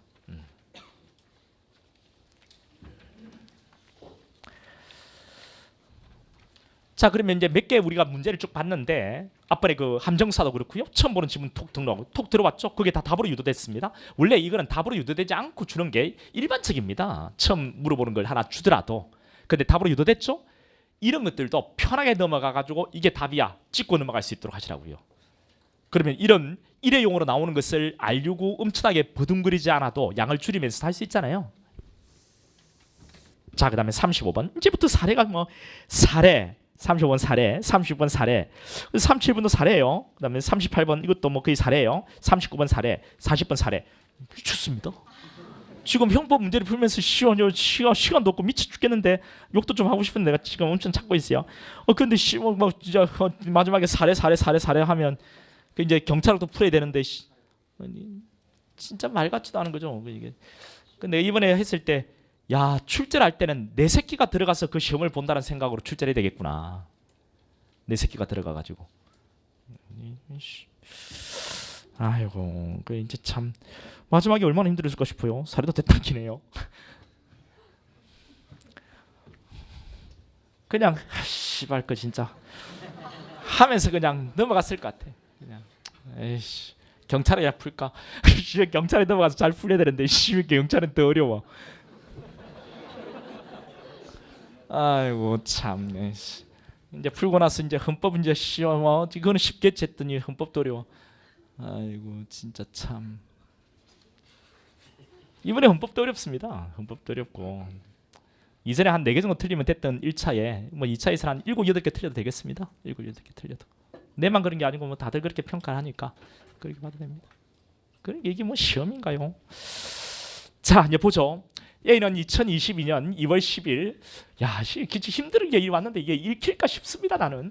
자, 갑의 집에서 자고 있는 사이 갑이 자신의 의사에 반해 나체를 촬영한 범행을 저질렀다며 경찰에 갑을 신고하였고 A는 갑을 신고하면서 이건 여러분 심판례 할 때 뭐 우리가 판례를 봤던 거 기억나실 건데요. 갑의 집에서 가지고 나온 휴대폰 2대. 뭐 본 것 같은 느낌이 들어요. 휴대폰 2대. 이걸 사법경찰 P에게 그래도 이제 여러분 힘들었을 건데 웃으니까 좋네요. 아이고 그래도 아이고. 자, 이 제출했답니다. 그 2대를. 그 P는 A에게 제출 범위에 관한 의사를 따로 확인하지 않았다는 겁니다. 이미 제출 그 범위에 관한 의사를 따로 확인하지 않았다. 여기 이제 포인트죠. 따로 확인을 안 했다는 거예요. P는 휴대폰 1에 저장된 동영상 파일을 통해서 갑의 A에 대한 범행을 확인한 뒤에 지금 A가 가지고 놓은 거죠. 갑의 범행. 휴대폰 2대를 줬는데 하나는 뭐 갤럭시고 하나는 아이폰이라고 합니다. 근데 그중에서 A에 대한 범행을 확인한 뒤에 휴대폰 2에서도 갑의 범행 증거를 찾던 중 이거는 22년 2월 10일입니다. 근데 21년 1월경 기간이 많이 벌어졌다 그죠? 그렇죠? 21년 1월경 A가 아닌 B와 C의 나체를 불법 촬영한 동영상 사진을 발견했답니다. 그러니까 이건 자 여기 자 이미 제출 범위도 따로 확인도 안 했고 22년 2월 10일이고 지금 A 말이죠. 그런데 B와 C인데 이거는 21년입니다. 기간도 많이 벌어졌죠. 이 부분은 증거로 못하는 겁니다. 우리 다 했던 겁니다. B와 C 나체를 불법 촬영한 동영상 30개 사진을 발견했고 P는 발견한 동영상과 사진을 CD에 복제한 후 압수 영장을 발받아 이 CD를 압수했다라고 되어 있습니다. 자, 1번에 휴대폰은 이미 제출물이기 때문에 2대 휴대폰에 저장된 전자정보 전부가 이미 제출되어 압수된 것으로 취급할 수 있다. 이미 제출물이기 때문에 2대 휴대폰에 저장된 전부가 이미 제출되어 압수한 것으로 취급할 수 있다? 없어요. 왜? 여기 의사를 어디 갔노? 자, 따로 확인하지 않았다라고 했죠. 그리고 요거는 22년 2월 10일자인 거고요. 그다음 이건 21년 1월경입니다. 그래서 여기에 1번요. 이미 제출되어 압수된 것으로 취급할 수는 없습니다. 이따 틀리고요. 그다음 2번에 21년 1월경 범행 동영상은 22년 2월 10일 범행과 동종 유사 범행이므로 22년 2월 10일 범행과 구체 개별적 연관관계가 없다면 증거를 못하는 거죠. 없다 하더라도 22년 6월 10일 모형 혐의 사실과 관련성이 있다. 없습니다. 틀렸고요. 그 다음에 3번에 A가 제출한 휴대폰이 이미 제출물이라 하더라도 휴대폰을 탐색하는 과정에서 갑에게 참여권을 보장하고 압수목록을 교부해야 된다. 자, A가 제출한 휴대폰이 이미 제출물이라 하더라도 갑에게 했죠. 이미 제출한 자뿐만 아니라 피의자에게도 참여권을 인정하라. 기억나십니까? 이거 되게 중요한 것인데 우리 심판할 때 다 했던 건데, 그죠? 그러니까 1번, 2번 내가 잘 모르겠다. 바로 넘어가 보세요. 이거 답이잖아요. 맞죠? 이거 옳은 거 고르는 거 맞죠? 이거 답이네요. 그러니까 잘 제끼는 게 정말 중요합니다. 시험 운영의 기술이 정말 중요해요. 여기에 A가 제출한 휴대폰이 이미 제출물이라 하더라도 휴대폰을 탐색하는 과정에서 피의자에게도 참여권을 보장하고 압수목록을 교부해야 되는 거죠. 옳은 거죠. 이거 답이래요. 1번, 2번 집은 잘 모르겠다면 고민하지 마시라니까요. 4번에 앞선 CD에 저장된 동영상과 휴대폰 2대에 저장된 원본 동영상과의 동일성은 검사가 주장 입증해야 하며 엄격한 증명. 자, 이거 어떻습니까? 자, 엄격한 증명이 나오면 앞으로 이렇게 하세요. 엄격한 증명, 뭐 이런 것 뭐 처음에 나온 겁니다. 처음 나온 겁니다. 근데 우리가 이제 기본적인 이해가 조금 필요하겠다는 거예요. 우리 엄격한 증명의 대상이 뭐죠? 그러니까 시험장에서 이게 조금만 이게 좀 편해지셔야 될 것 같다는 생각이 좀 들긴 해. 어떻게 이걸 만들어줄까? 이 고민을 내가 좀 해볼게요. 자, 엄격한 증명은 범죄, 처벌, 형벌권의 범위. 요게 엄격한 증명의 대상입니다. 이게 뭐 원본과 동일성 뭐 이거 증명은 검사가 하는 겁니다. 검사가 증명하는 방법이 두 가지가 있죠. 엄격한 증명과 자유로운 증명입니다. 이 범죄입니까? 처벌입니까? 형벌권의 범위입니까? 아니죠. 자유로운 증명이죠. 이거는 자, 휴대폰 원본 동영상과의 동일성이죠. 이거는 증거 능력 인정에 대한 거죠. 그렇죠? 증거 능력 인정. 이거는 우리 소송법적 사실이죠. 이 소송법적 사실은 자유로운 증명이죠. 여러분, 우리 전문 증거 특신 상태, 진정 성립 뭐 이런 것들 있죠. 임의성, 자백의 임의성 이런 것들은 증거 능력 인정을 위한 전제 사실이죠. 이건 소송법적 사실이잖아요. 이건 자유로운 증명이잖아요. 자, 이게 조금만 머리가 조금만 말랑해졌으면 좋겠다고요. 그러니까 그렇게 많이 말랑해져야 되는 것도 아니잖아요. 이거 괜찮아요? 조금만 말랑말랑해지면 되는 거거든요. 그러니까 뭐 범죄, 처벌, 형벌을 보면 그러니까 기준은 딱 가지셔야 됩니다. 기준은 딱 갖고 있고 그 기준에 딱 대입하는 연습은 조금씩 하셔야 돼요. 이건 자유로운 증명입니다. 그거 뭐 떠났어 여기 답이 나왔단 말이에요. 그러니까 걱정하지 마시라고요. 문제를 공략하는 다양한 방법이 있다고요. 요것도 이렇게 푸는 거고요. 요걸 못해도 여기 이미 답이 남아 있으니까요. 단 이 심판대를 잡으셔야 되겠죠. 예, 그렇게 해서 해나가시면 뭐 될 겁니다. 여러분 뭐 그렇게 너무 걱정을 안 하셔도 될 겁니다. 자, 그 다음에 여기 사령 문제인데 진짜 길다 그죠? 아유, 이게 참 진짜 웃기는 놈들이다. 내가 아무리 생각해봐도 아니 경감보다 어렵고 뭐 씨발 뭐 다 어려우면 아니 뭐 참 어이구 진짜 뭐 웃기지도 않는다 그죠? 이 코로나 이거 있고 난 뒤에 원래는 그 합격한 애들 중에 실력 좋아하는 애들을 데리고 가가지고요 시험을 보거든요. 봐가지고 대강 난도를 조절하고 이전에 했었는데 코로나 이후에 그게 빠졌다는 이야기 들었습니다. 그러니까 천정부지로 뭐 어떻게 감을 못 잡는 거예요. 참. 자, 사법경찰 P는 갑을 여기 명의사 혐의로 수사하면서 압수 영장을 발받아 갑의 집에서 그의 컴퓨터를 압수수색했고 P는 갑의 컴퓨터 하드디스크 하드카피 방법으로 복제본을 생성한 뒤에 수사기관 사무실로 가지고 나왔답니다. 그리고 P는 갑에게 참여권을 고지하지 않은 채 참여권 이거 문제 있다 그죠? 참여권 고지하지 않은 채 갑의 참여 없이 문제 있죠. 바로 참여 없이 이게 포인트죠. 외부로 반출했어요. 참여권을 보장해야 되잖아요. 그 참여 없이 반출한 복제본을 탐색하는 과정에서 우연히 성폭력 범죄에 처벌에 관한 특례법 위반죄에 해당하는 동영상 파일을 발견했고 P는 압수의 영장을 발받아 이 동영상 파일을 압수했다. 이미 늦었습니다. 이런 거 해도 그렇죠? 참여권 보장하지 않고 뭐 이렇게 했는데 뭐 위법한 거죠. 아무리 뭐 이런 거 해도 위법한 거죠. 증거를 못 하는 거죠. 이미 결론 나왔습니다. 자, 한번 볼까요? 여기 적절한 것을 고란 문제인데 보죠. 1번에 사법경찰관 P는 압수 목록에 컴퓨터 하드디스크 규격과 개수를 기재한 뒤에 하드카피 방법으로 복제본을 생성한 때 지시 없이 가백에 교부해야 된다. 컴퓨터 하드디스크 규격과 개수를 기재하고 하드카피 방법으로. 여러분 뭐 상세 목록을 교부하라고 하지 않았나요? 상세 목록을? 그런데 하드디스크의 규격, 개수 이런 걸 기재해가지고 복제본을 생성한 때 지시 없이 가백에 교부한다? 그렇지는 않죠. 이 목록을 교부하는 겁니다.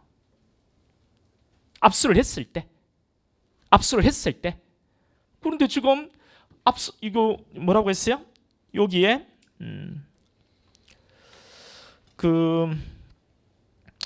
여기 쭉 가다 보면 컴퓨터 하드디스크 하드카피 방법으로 복제본을 생성한 뒤에 수사기관 3주를 가지고 나왔습니다. 그러면 아직 압수를 했습니까? 안 했습니다. 이제 외부에 반출해가지고 탐색을 할 겁니다. 그 탐색을 했을 때 이제 압수를 하겠죠. 그러면 상세 목록을 교부하도록 되어 있습니다. 그런데 지금 수사기관 사무실로 가지고 나왔고 여기 복제본을 탐색하는 과정에서 이렇게 되어 있는데요. 일단 사무실로 가지고 나왔다. 하드카피 방법으로 복제본을 수사기관 사무실로 가지고 나왔다는 겁니다. 가지고 나왔다는 말만 나와요. 그런데 여기에 압수 목록에 컴퓨터 하드디스크 규격과 개수를 기재하고 하드카피로 복제본을 생성한 때 교부한다고요? 아니죠. 복제본을 생성해가지고 이걸 탐색을 해야죠. 그러니까 탐색을 해서 압수한 것의 상세 목록을 교부해야 되는 거죠. 복제를 했다 해가지고 교부하는 겁니까? 그때 뭐 하드디스크 규격은 뭐 개수는 몇 개고 아니죠. 이거는 완전히 방향을 잘못 잡은 겁니다. 그렇게 생각하지 말고요. 여러분 우리 항상 기준이잖아요. 기준 뭔데요? 복제를 해서 가지고 나왔을 때 탐색을 하는 겁니다. 탐색을 해서 거기서 복제 출력한 파일 범위를 정해서 복제 출력하겠죠. 그러면 그 파일의 상세 목록이 교부하는 겁니다. 뭐를 압수한 것. 지금 복제본을 가지고 나온 것을 가지고서 목록을 교부한다. 말이 안 되는 거예요. 지금 탐색을 해서 해당 파일을 발견하고 해당 파일을 범위를 정해서 산정해서 복제 출력해가지고 압수를 했을 때 상세 목록을 교부하는 거죠. 이건 틀린 겁니다. 근데 시험장에서 이것도 한 번씩 지금 바빠 죽겠는데 고민하기가 어려울 듯 보여요. 그 다음에 압수의 영장 집행은 갑의 집에서 하드디스크 복제본을 생성한 때 종료된 것이므로 갑의 집에서 하드디스크 복제본을 생성할 때 압수의 집행이 종료됐다고요? 이거 말 같지 않은 소리잖아요. 그죠?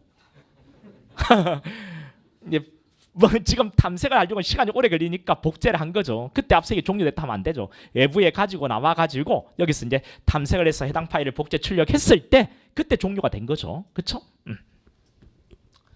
복제본을 생성한 때 종료된 것이므로 참여권을 보장하지 않아도 된다. 아니죠, 여러분.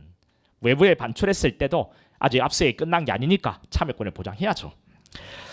그 다음 3번에 갑의 컴퓨터를 압수수색함에 있어서 압수의 영장 집행 사실을 미리 알려주면 컴퓨터에 저장된 파일을 삭제할 염려 등이 있더라도 사전에 집행의 일시와 장소를 갑에게 통지하여 참여권을 보장해야 돼. 이거는 너무 쉬워요. 그죠? 그렇죠?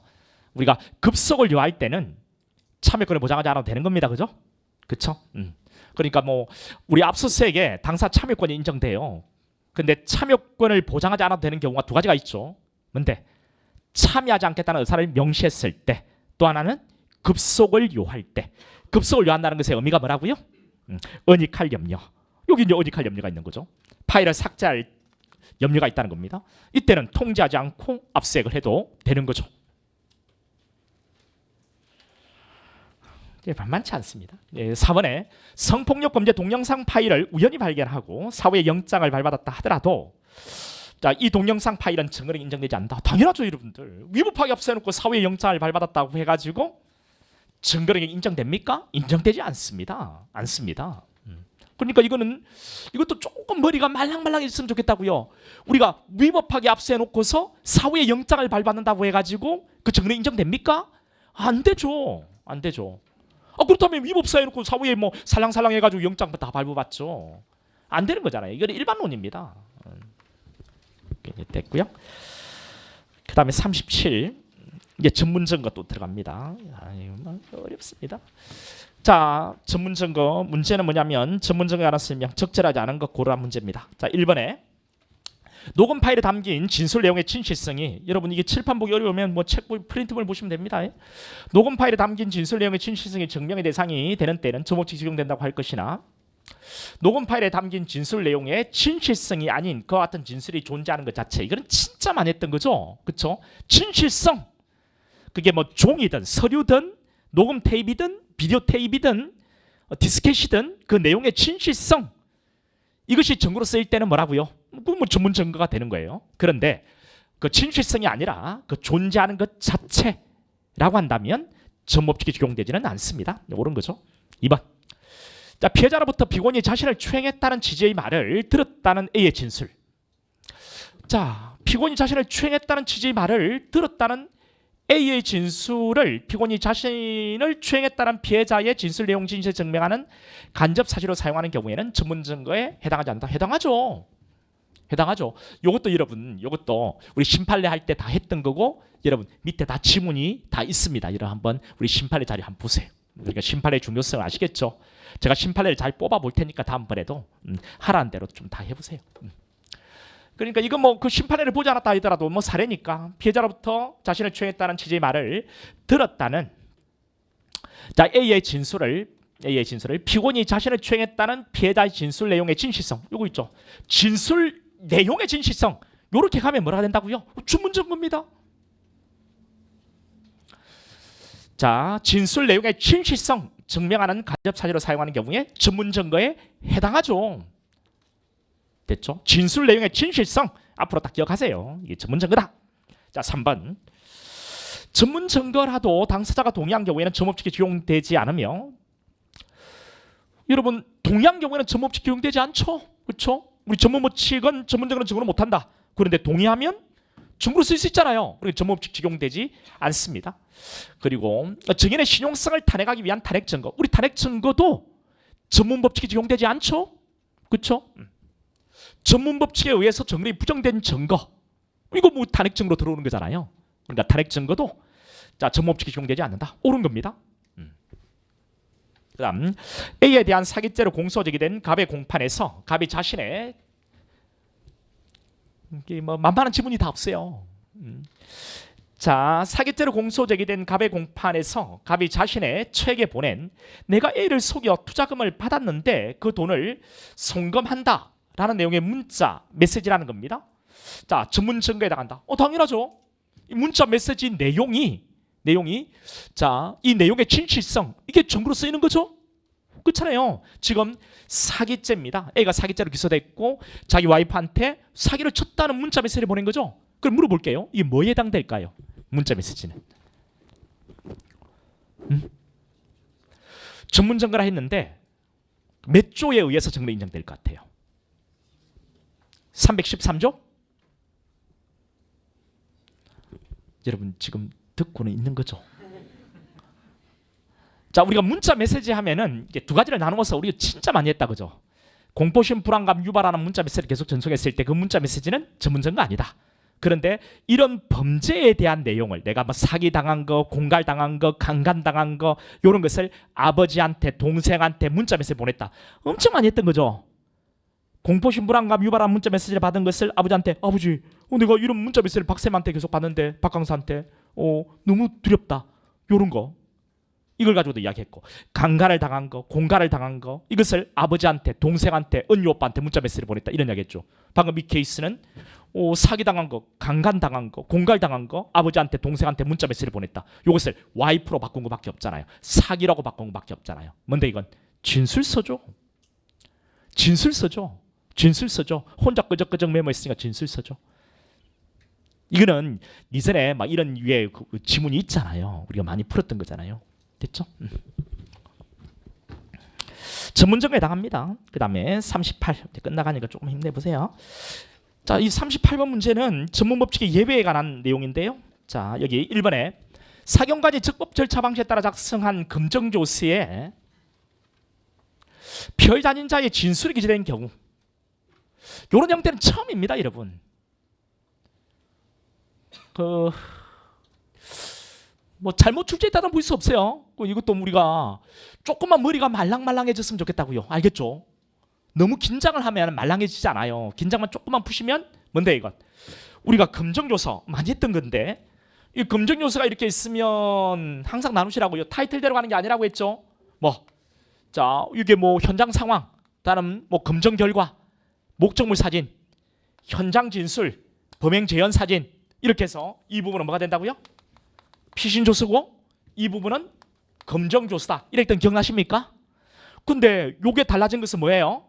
요거는 현장 진술, 피의자, 사경이 작성한 검정조서인데, 사경이 작성한 검정조서인데 피의자 현장 진술, 범행 재현 사진 이렇게 했죠. 그게 뭐로 바뀌었습니까?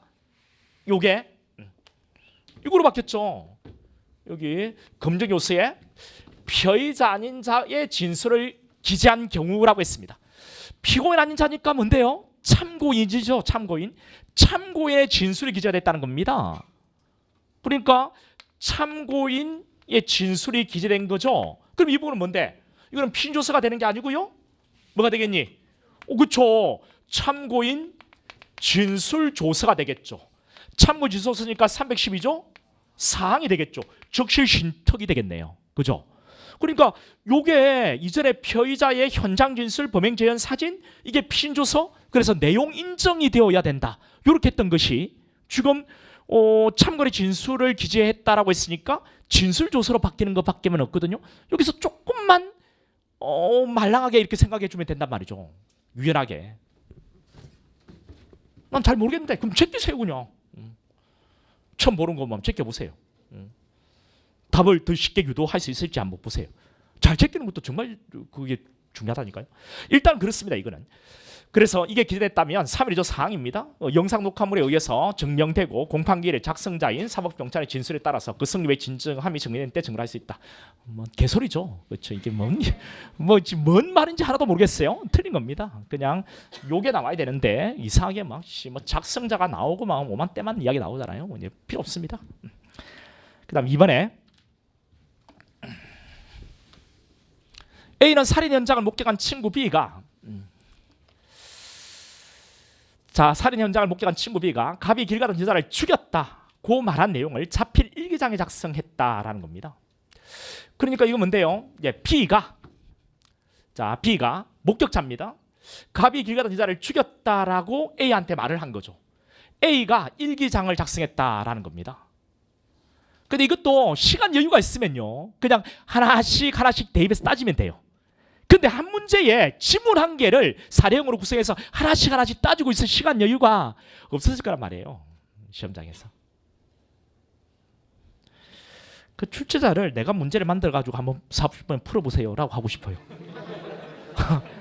그리고 그 결과를 공개하고 싶습니다. 아유, 참, 지가 얼마나 실력이 있을지는 모르겠으나 이게 뭐 실력이 없다고 할 수 없겠지만 그게 시험장에서 그게 말이 되겠어요? 그리고 이걸 뭡니까? 자, 갑이 하나씩 따져보면 돼요. 길 가던 여자를 살해했습니다. 그리고 이 갑이 A한테 말을 건넸고요. 이걸 목격한 게 B죠. 목격한 게 이 B이고, B가 누구한테 이야기했다고요? A한테 이야기했고, A가 그것을 일기장에 적었다는 겁니다. 일기장. 이렇게 되는 거예요. 그죠? 그러면 이것도 뭐 우리가 많이 했다, 그죠? 이게 되면 뭐가 돼? 이렇게 그려놓고 되죠. 여기에 말을 전달했고 들었죠. 전문 진술을 기재한 서류가 되는 거죠. 이 전문 진술, 이건 뭔데요? 316조 2항의 요건에 갖춰야 되고, 그다음 일기장을 적었으니까 혼자서 끄적끄적 메모했죠. 313조 1항의 요건을 갖추는 거죠. 만약 이 사람이 수사기관한테 이야기했다면 뭔데? 수사기관이 조서를 적었겠죠. 312조 사항이 되겠죠. 근데 지가 혼자서 끄적끄적 일기장을 적었으니까 313조 1항이 될 겁니다. 그렇죠? 그럼 이 두 가지 요건을 갖춰야 돼요. 그래서 이것은 전문 진술을 기재한 서류가 되는 거고요. 뭐 크게는 재전문이 되는 거죠. 재전문 증거. 재전문 서류가 되는 겁니다. 재전문 증거 중에서 유일하게 증거 능력이 정무적 예외 규정이 인정되는 게 바로 요놈이죠. 전문 진술을 기재한 서류. 됐죠?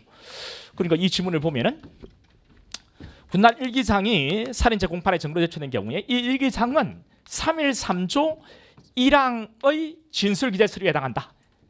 틀렸습니다. 그렇죠? 뭐라고 받게 돼요? 자, 이거는 이게 나와요. 3.1조 2항 더하기 3.23조 1항의 요건을 갖췄을 때 증거능력이 인정되는 전문 진술을 기재한 서류에 해당한다. 또는 재전문 서류에 해당한다. 이렇게 가야만 이 선택지가 옳은 선택지가 되겠죠.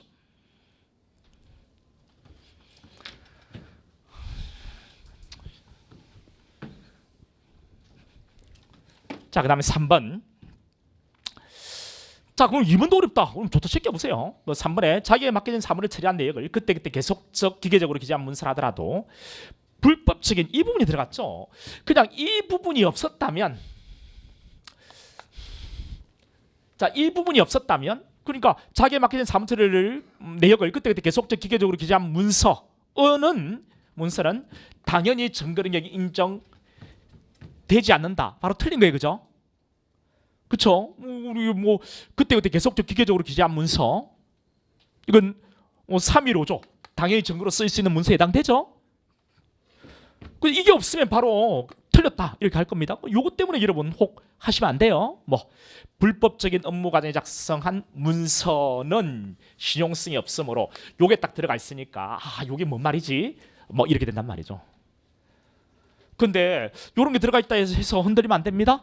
여러분 우리 우리 CFO요. 오늘도 우리 뭐 기본에서 했는데 CFO 그때도 뭐 이야기했던 건데요. 뇌물 공여, 돈에 대한 사무 처리를 하면 계속적 기계적으로 기재한 업무 처리 내역을 기재한 문서가 있었습니다. 그죠? 거기에 이 사람이 돈에 대한 사무 처리를 하는데 적법하게 사무를 처리한 것이든 위법하게 사무를 처리한 것이든, 즉 뇌물을 공여한 것이든 계속적으로 기계적으로 기재했죠? 불법적인 거 맞죠? 업무 맞죠? 맞죠? 그것도 당연히 뭐 315조에 의해서 증거로 인정된다. 이런 많이 있었잖아요. 그러니까 거기서 조금만, 근데 뭐 어렵다고요. 그 이제 시험장에서 이렇게 생각이 내기가 말랑해지기가 어렵다고요. 일단은 불법적인 업무 과정에 작성한 문서를 하더라도 3.15조에 해당됩니다. 우리가 뭐 메모리 카드도 안 그렇나요? 메모리 카드도 성매매 불법이죠. 근데 이것도 3.15가 되잖아요. 계속적 기계적으로 업무 처리 내역을 적었다면 불법적인 내용이라 하더라도 3.15조가 되는 겁니다.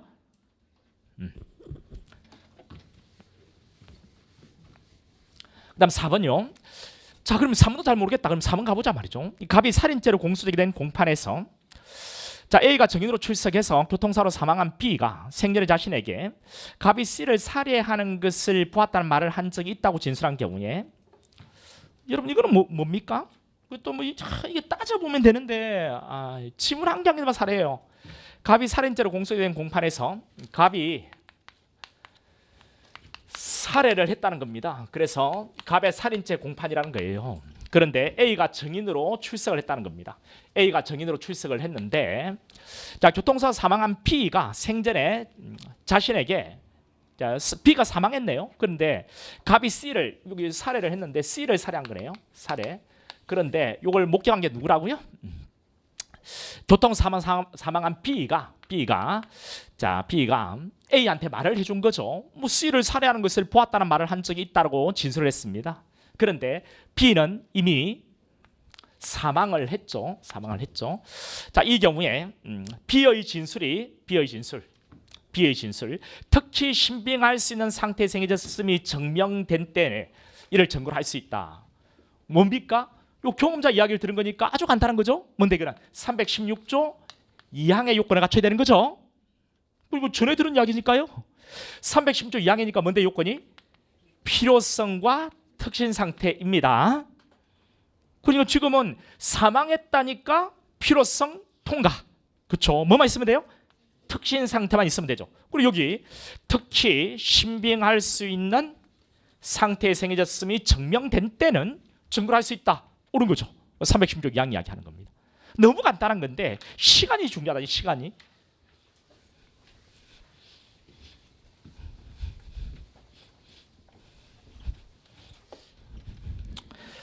그러니까 여러분 여기서, 자, 1번 내 잘 모르겠어 제껴, 2번 모르겠어 제껴, 3번 모르겠어 제껴, 4번 차분히 차라리 1번 2번 3번 내 모르는 걸 고민하는 시간에 4번에 와서 하나씩 따져보겠습니다. 풀 수 있는 내용을 가지고 가세요. 이제 두 문제 남았으니까 조금만 참으세요.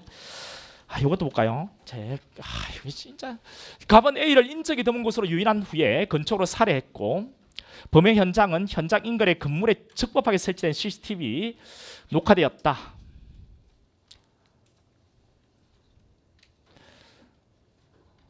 아유, 참 앞으로 이렇게 나오면 여러분 아이고 이 소동법이 관건일 것 같습니다. 소동법. 아이고. 자, 여기 갑은 A를 인적이 드문 곳으로 유인한 후에 근총으로 살해했고 범행 현장 범행 장면은 현장 인근의 건물에 적법하게 CCTV에 녹화되었다는 겁니다. 그 사법경찰 P는 CCTV 관리자가 녹화 저장 장치에서 갑의 범행 장면이 복사된 이동 저장 장치 건네주자 이를 압수했다는 거예요. 그러니까 CCTV 관리자가 넘겨주는 것을 압수했다는 겁니다. 이미 제출물을 압수한 거죠. 자, 이후에 P는 권총의 구매 경위를 수사하기 위해서 갑의 이메일 계정을 압수했다. 압수된 이메일에는 P가 갑에게 권총을 구매하여 택배로 보냈다는 내용이 있다. 자, 여기 P가 갑에게 권총을 구매하여 택배로 보냈다는 내용. 검사는 갑을 살인죄로 기소하면서 USB 그리고 이메일 파일 증거로 제출했다. 자, 한번 보죠. 자, 기억번에 USB에 저장된 파일이 복사 과정에서 편집된 등 인위적 개작 없이 원본 내용을 그대로 복사한 사본이라는 점이 증명되어야 한다. 당연합니다. 이거는 너무 쉬운 거예요. 원본과 사본의 동일성이 증명돼야 되는 거죠. 그렇죠? 인위적 개작 없이 원본 내용 그대로 복사한 사본 증명돼야 되는 거고요. 니은번에 CCTV에 녹화된 갑의 얼굴 등은 개인정보에 해당하지만 CCTV 관리자가 정보 주체의 동의 없이 임의 제출을 했더라도 위법습 증거에 해당하지 않는다. 그렇습니다. 자, 이건 여러분 개인정보에 해당되지만 임의 제출물을 압수한 거죠.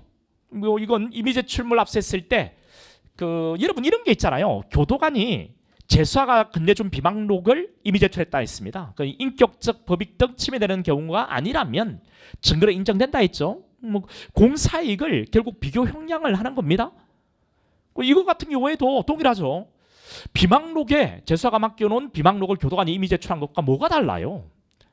비방록에는 자기 개인에 관한 내용들이 들어가 있겠죠. 이것도 마찬가지로 개인정보에 해당되지만 이거 CCTV 관리자가 임의로 제출한 거잖아요. 소유 소지 보관자가 임의로 제출한 거잖아요. 이런 경우에는 영장 없이 압수할 수가 있죠. 이게 위법수입 증거에 해당하지는 않습니다. 옳은 거죠.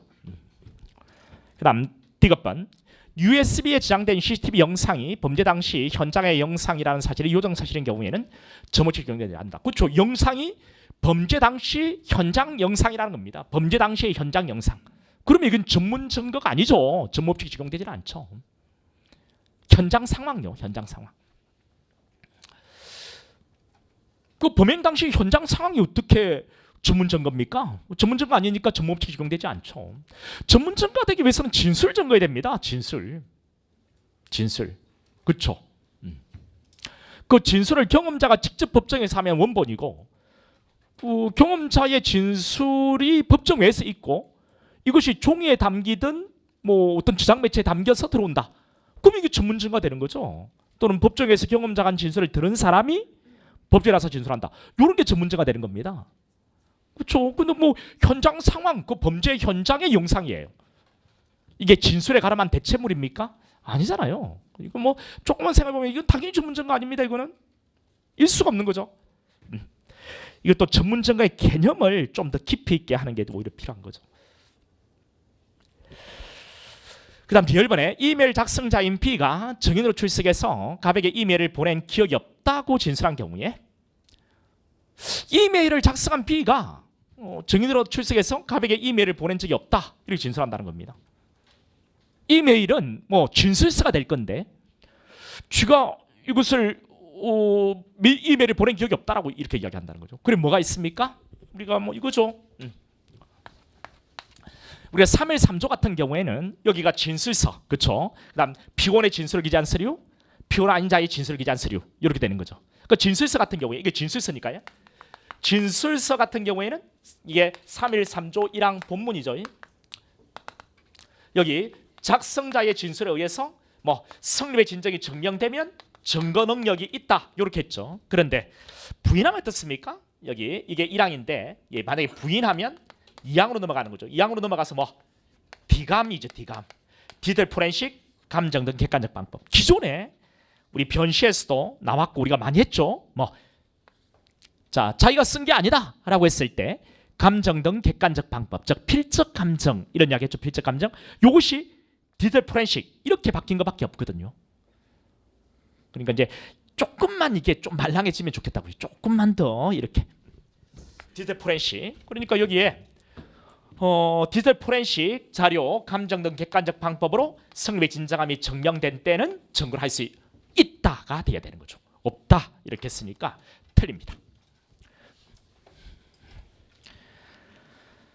자, 이제 마지막 번 문제인데 그 이제 마지막에 이제 통합형 문제입니다. 통합형 문제는 한 문제가 그냥 나온다고 봐야 될 것 같아요. 1차에도 나왔고 2차에도 이렇게 나오니까.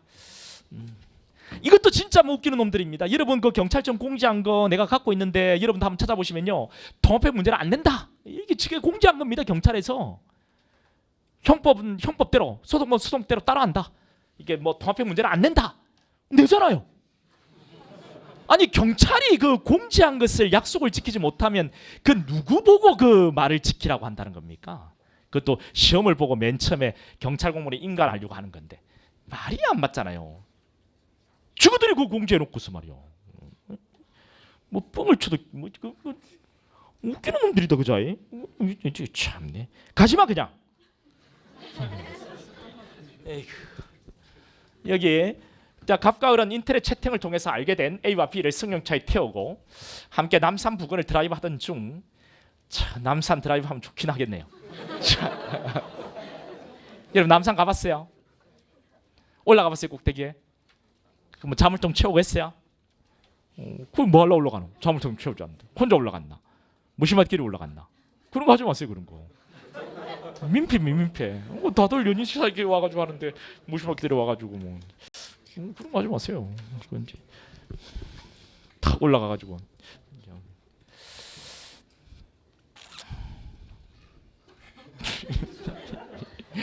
자, 갑과 을은 인터넷 채팅을 통해서 알게 된 A와 B를 승용차에 태우고 함께 남산을 드라이브하던 중 A와 B가 잠시 차에서 내린 사이에 갑이 을에게 A와 B를 한 사람이 나누어 강간하자고 제의했고 을은 아무런 대답도 하지 않고 따라다니다가 자신의 강간 상대와로 남겨진 B의 일체의 신체를 추적하지 않은 채 B와 이야기만 나눴다. 여기서 이제 여러분 형법에서 나오는 주제가 있다 그죠? 이게 과연 공동 증범이 될 수 있는가? 공동 가공의 의사가 있는가?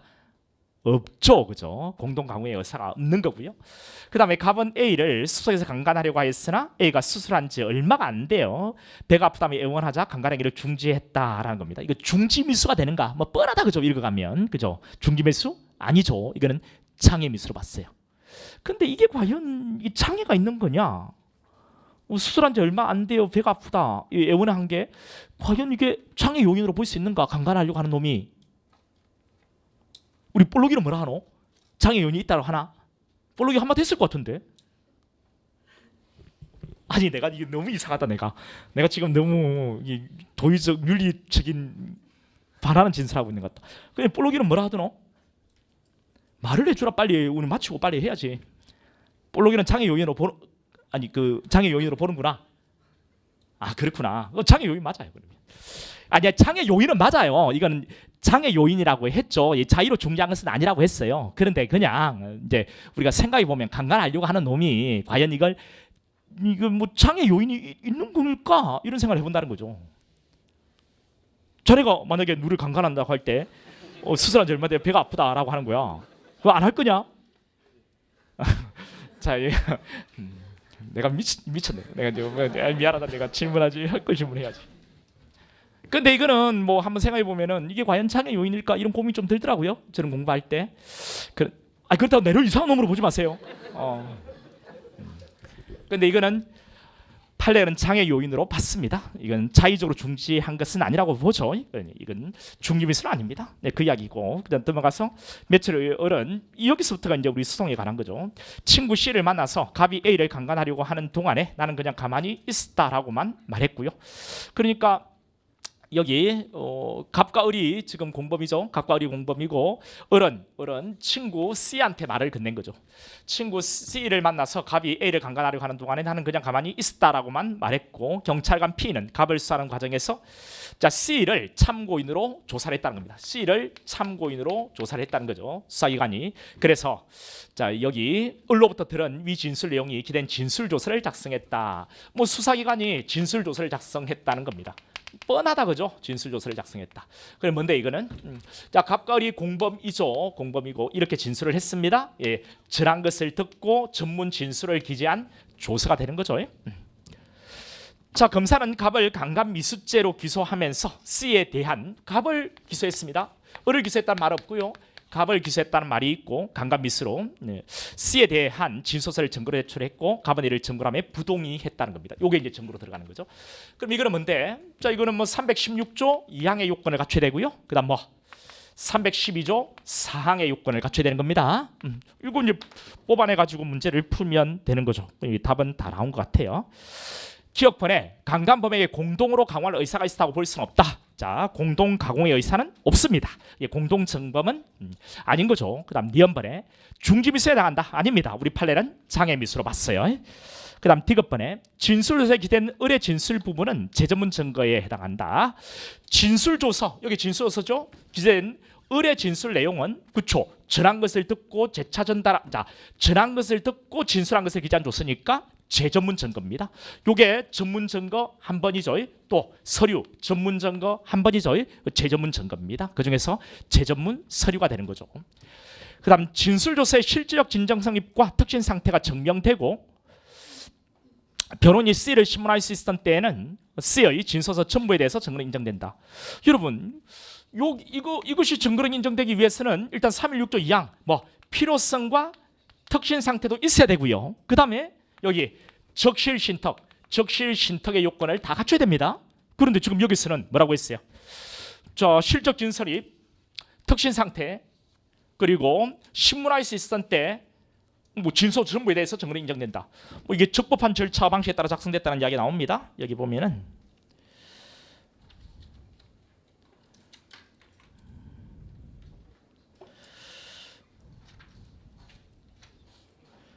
세 번째 줄에 있나? 어디 있는데? 적법하게 여기 있네. 여기 적법하게 작성하여 이렇게 되어 있네요. 그러니까 여기 적실 신탁은 다 있습니다. 근데 결국 뭐가 없습니까? 요게 없죠. 요게 필요성과 특신이 없으니까 이건 틀린 겁니다. 그래 이거 시간 있으면 푼다고요. 시간 있으면 하나씩 차분히 대입해서 여기까지 올라가면 뒤에 뭐 경찰학 40문제가 있고 그 헌법 20문제가 남아 있는데 차분히 앉아서 이걸 갖다 각 지문 한 개들마다 사례를 푼다는 게 말이 안 된다는 거죠. 자, 이제 이게 다 해설을 했는데 어떻습니까? 이번에 좀 꼼꼼히 해설을 해본 것이 우리 책이 그 어떤 책보다 얇습니다. 그리고 심판에 정리했고 그리고 여기서 해결이 됩니다. 해결이 되고 단지 여러분들이 이제 시간 배분에 어떤 문제가 있는데요. 그러니까 앞으로도 혹 이렇게 미친 척 이렇게 나온다면 모르는 문제가 있거나 모르는 지문이 있으면 좀 제끼시고 넘어가세요. 어차피 컷은 떨어지게 돼 있습니다. 그리고 모르는 지문이 있으면 그것도 제끼시고 이렇게 해서 시간을 좀 적절하게 배분하는 시험 운용의 기술을 좀 갖춘다면 여러분이 필요한 내용들은 점검할 수 있을 것 같아요. 헌법이라고 해서 다르냐? 그렇지는 않습니다. 그것도 여러분 조금 기본적인 이해의 틀을 가지고서 보면 훨씬 양을 줄일 수 있게 해결할 수 있을 것 같아요. 헌법은 금요일에 우리가 보기로 하고요. 오늘 여기서 해설을 모두 마치도록 하겠습니다. 그러니까 걱정하지 말고 여러분이 시험을 계속 준비하시면 됩니다. 근데 스터디는 한번 고민해 보세요. 저도 학원 한번 이야기를 해보고 효율적인 방법이 있는가 한번 해볼 테니까 지금은 이야기를 해보는 것이 그냥 평범하게 나오는 시험도 훨씬 여러분에게 유리할 겁니다. 그러니까 우리 학원에 스터디가 많으니까 한번 고민을 해보세요. 자, 마칠게요. 수고했습니다.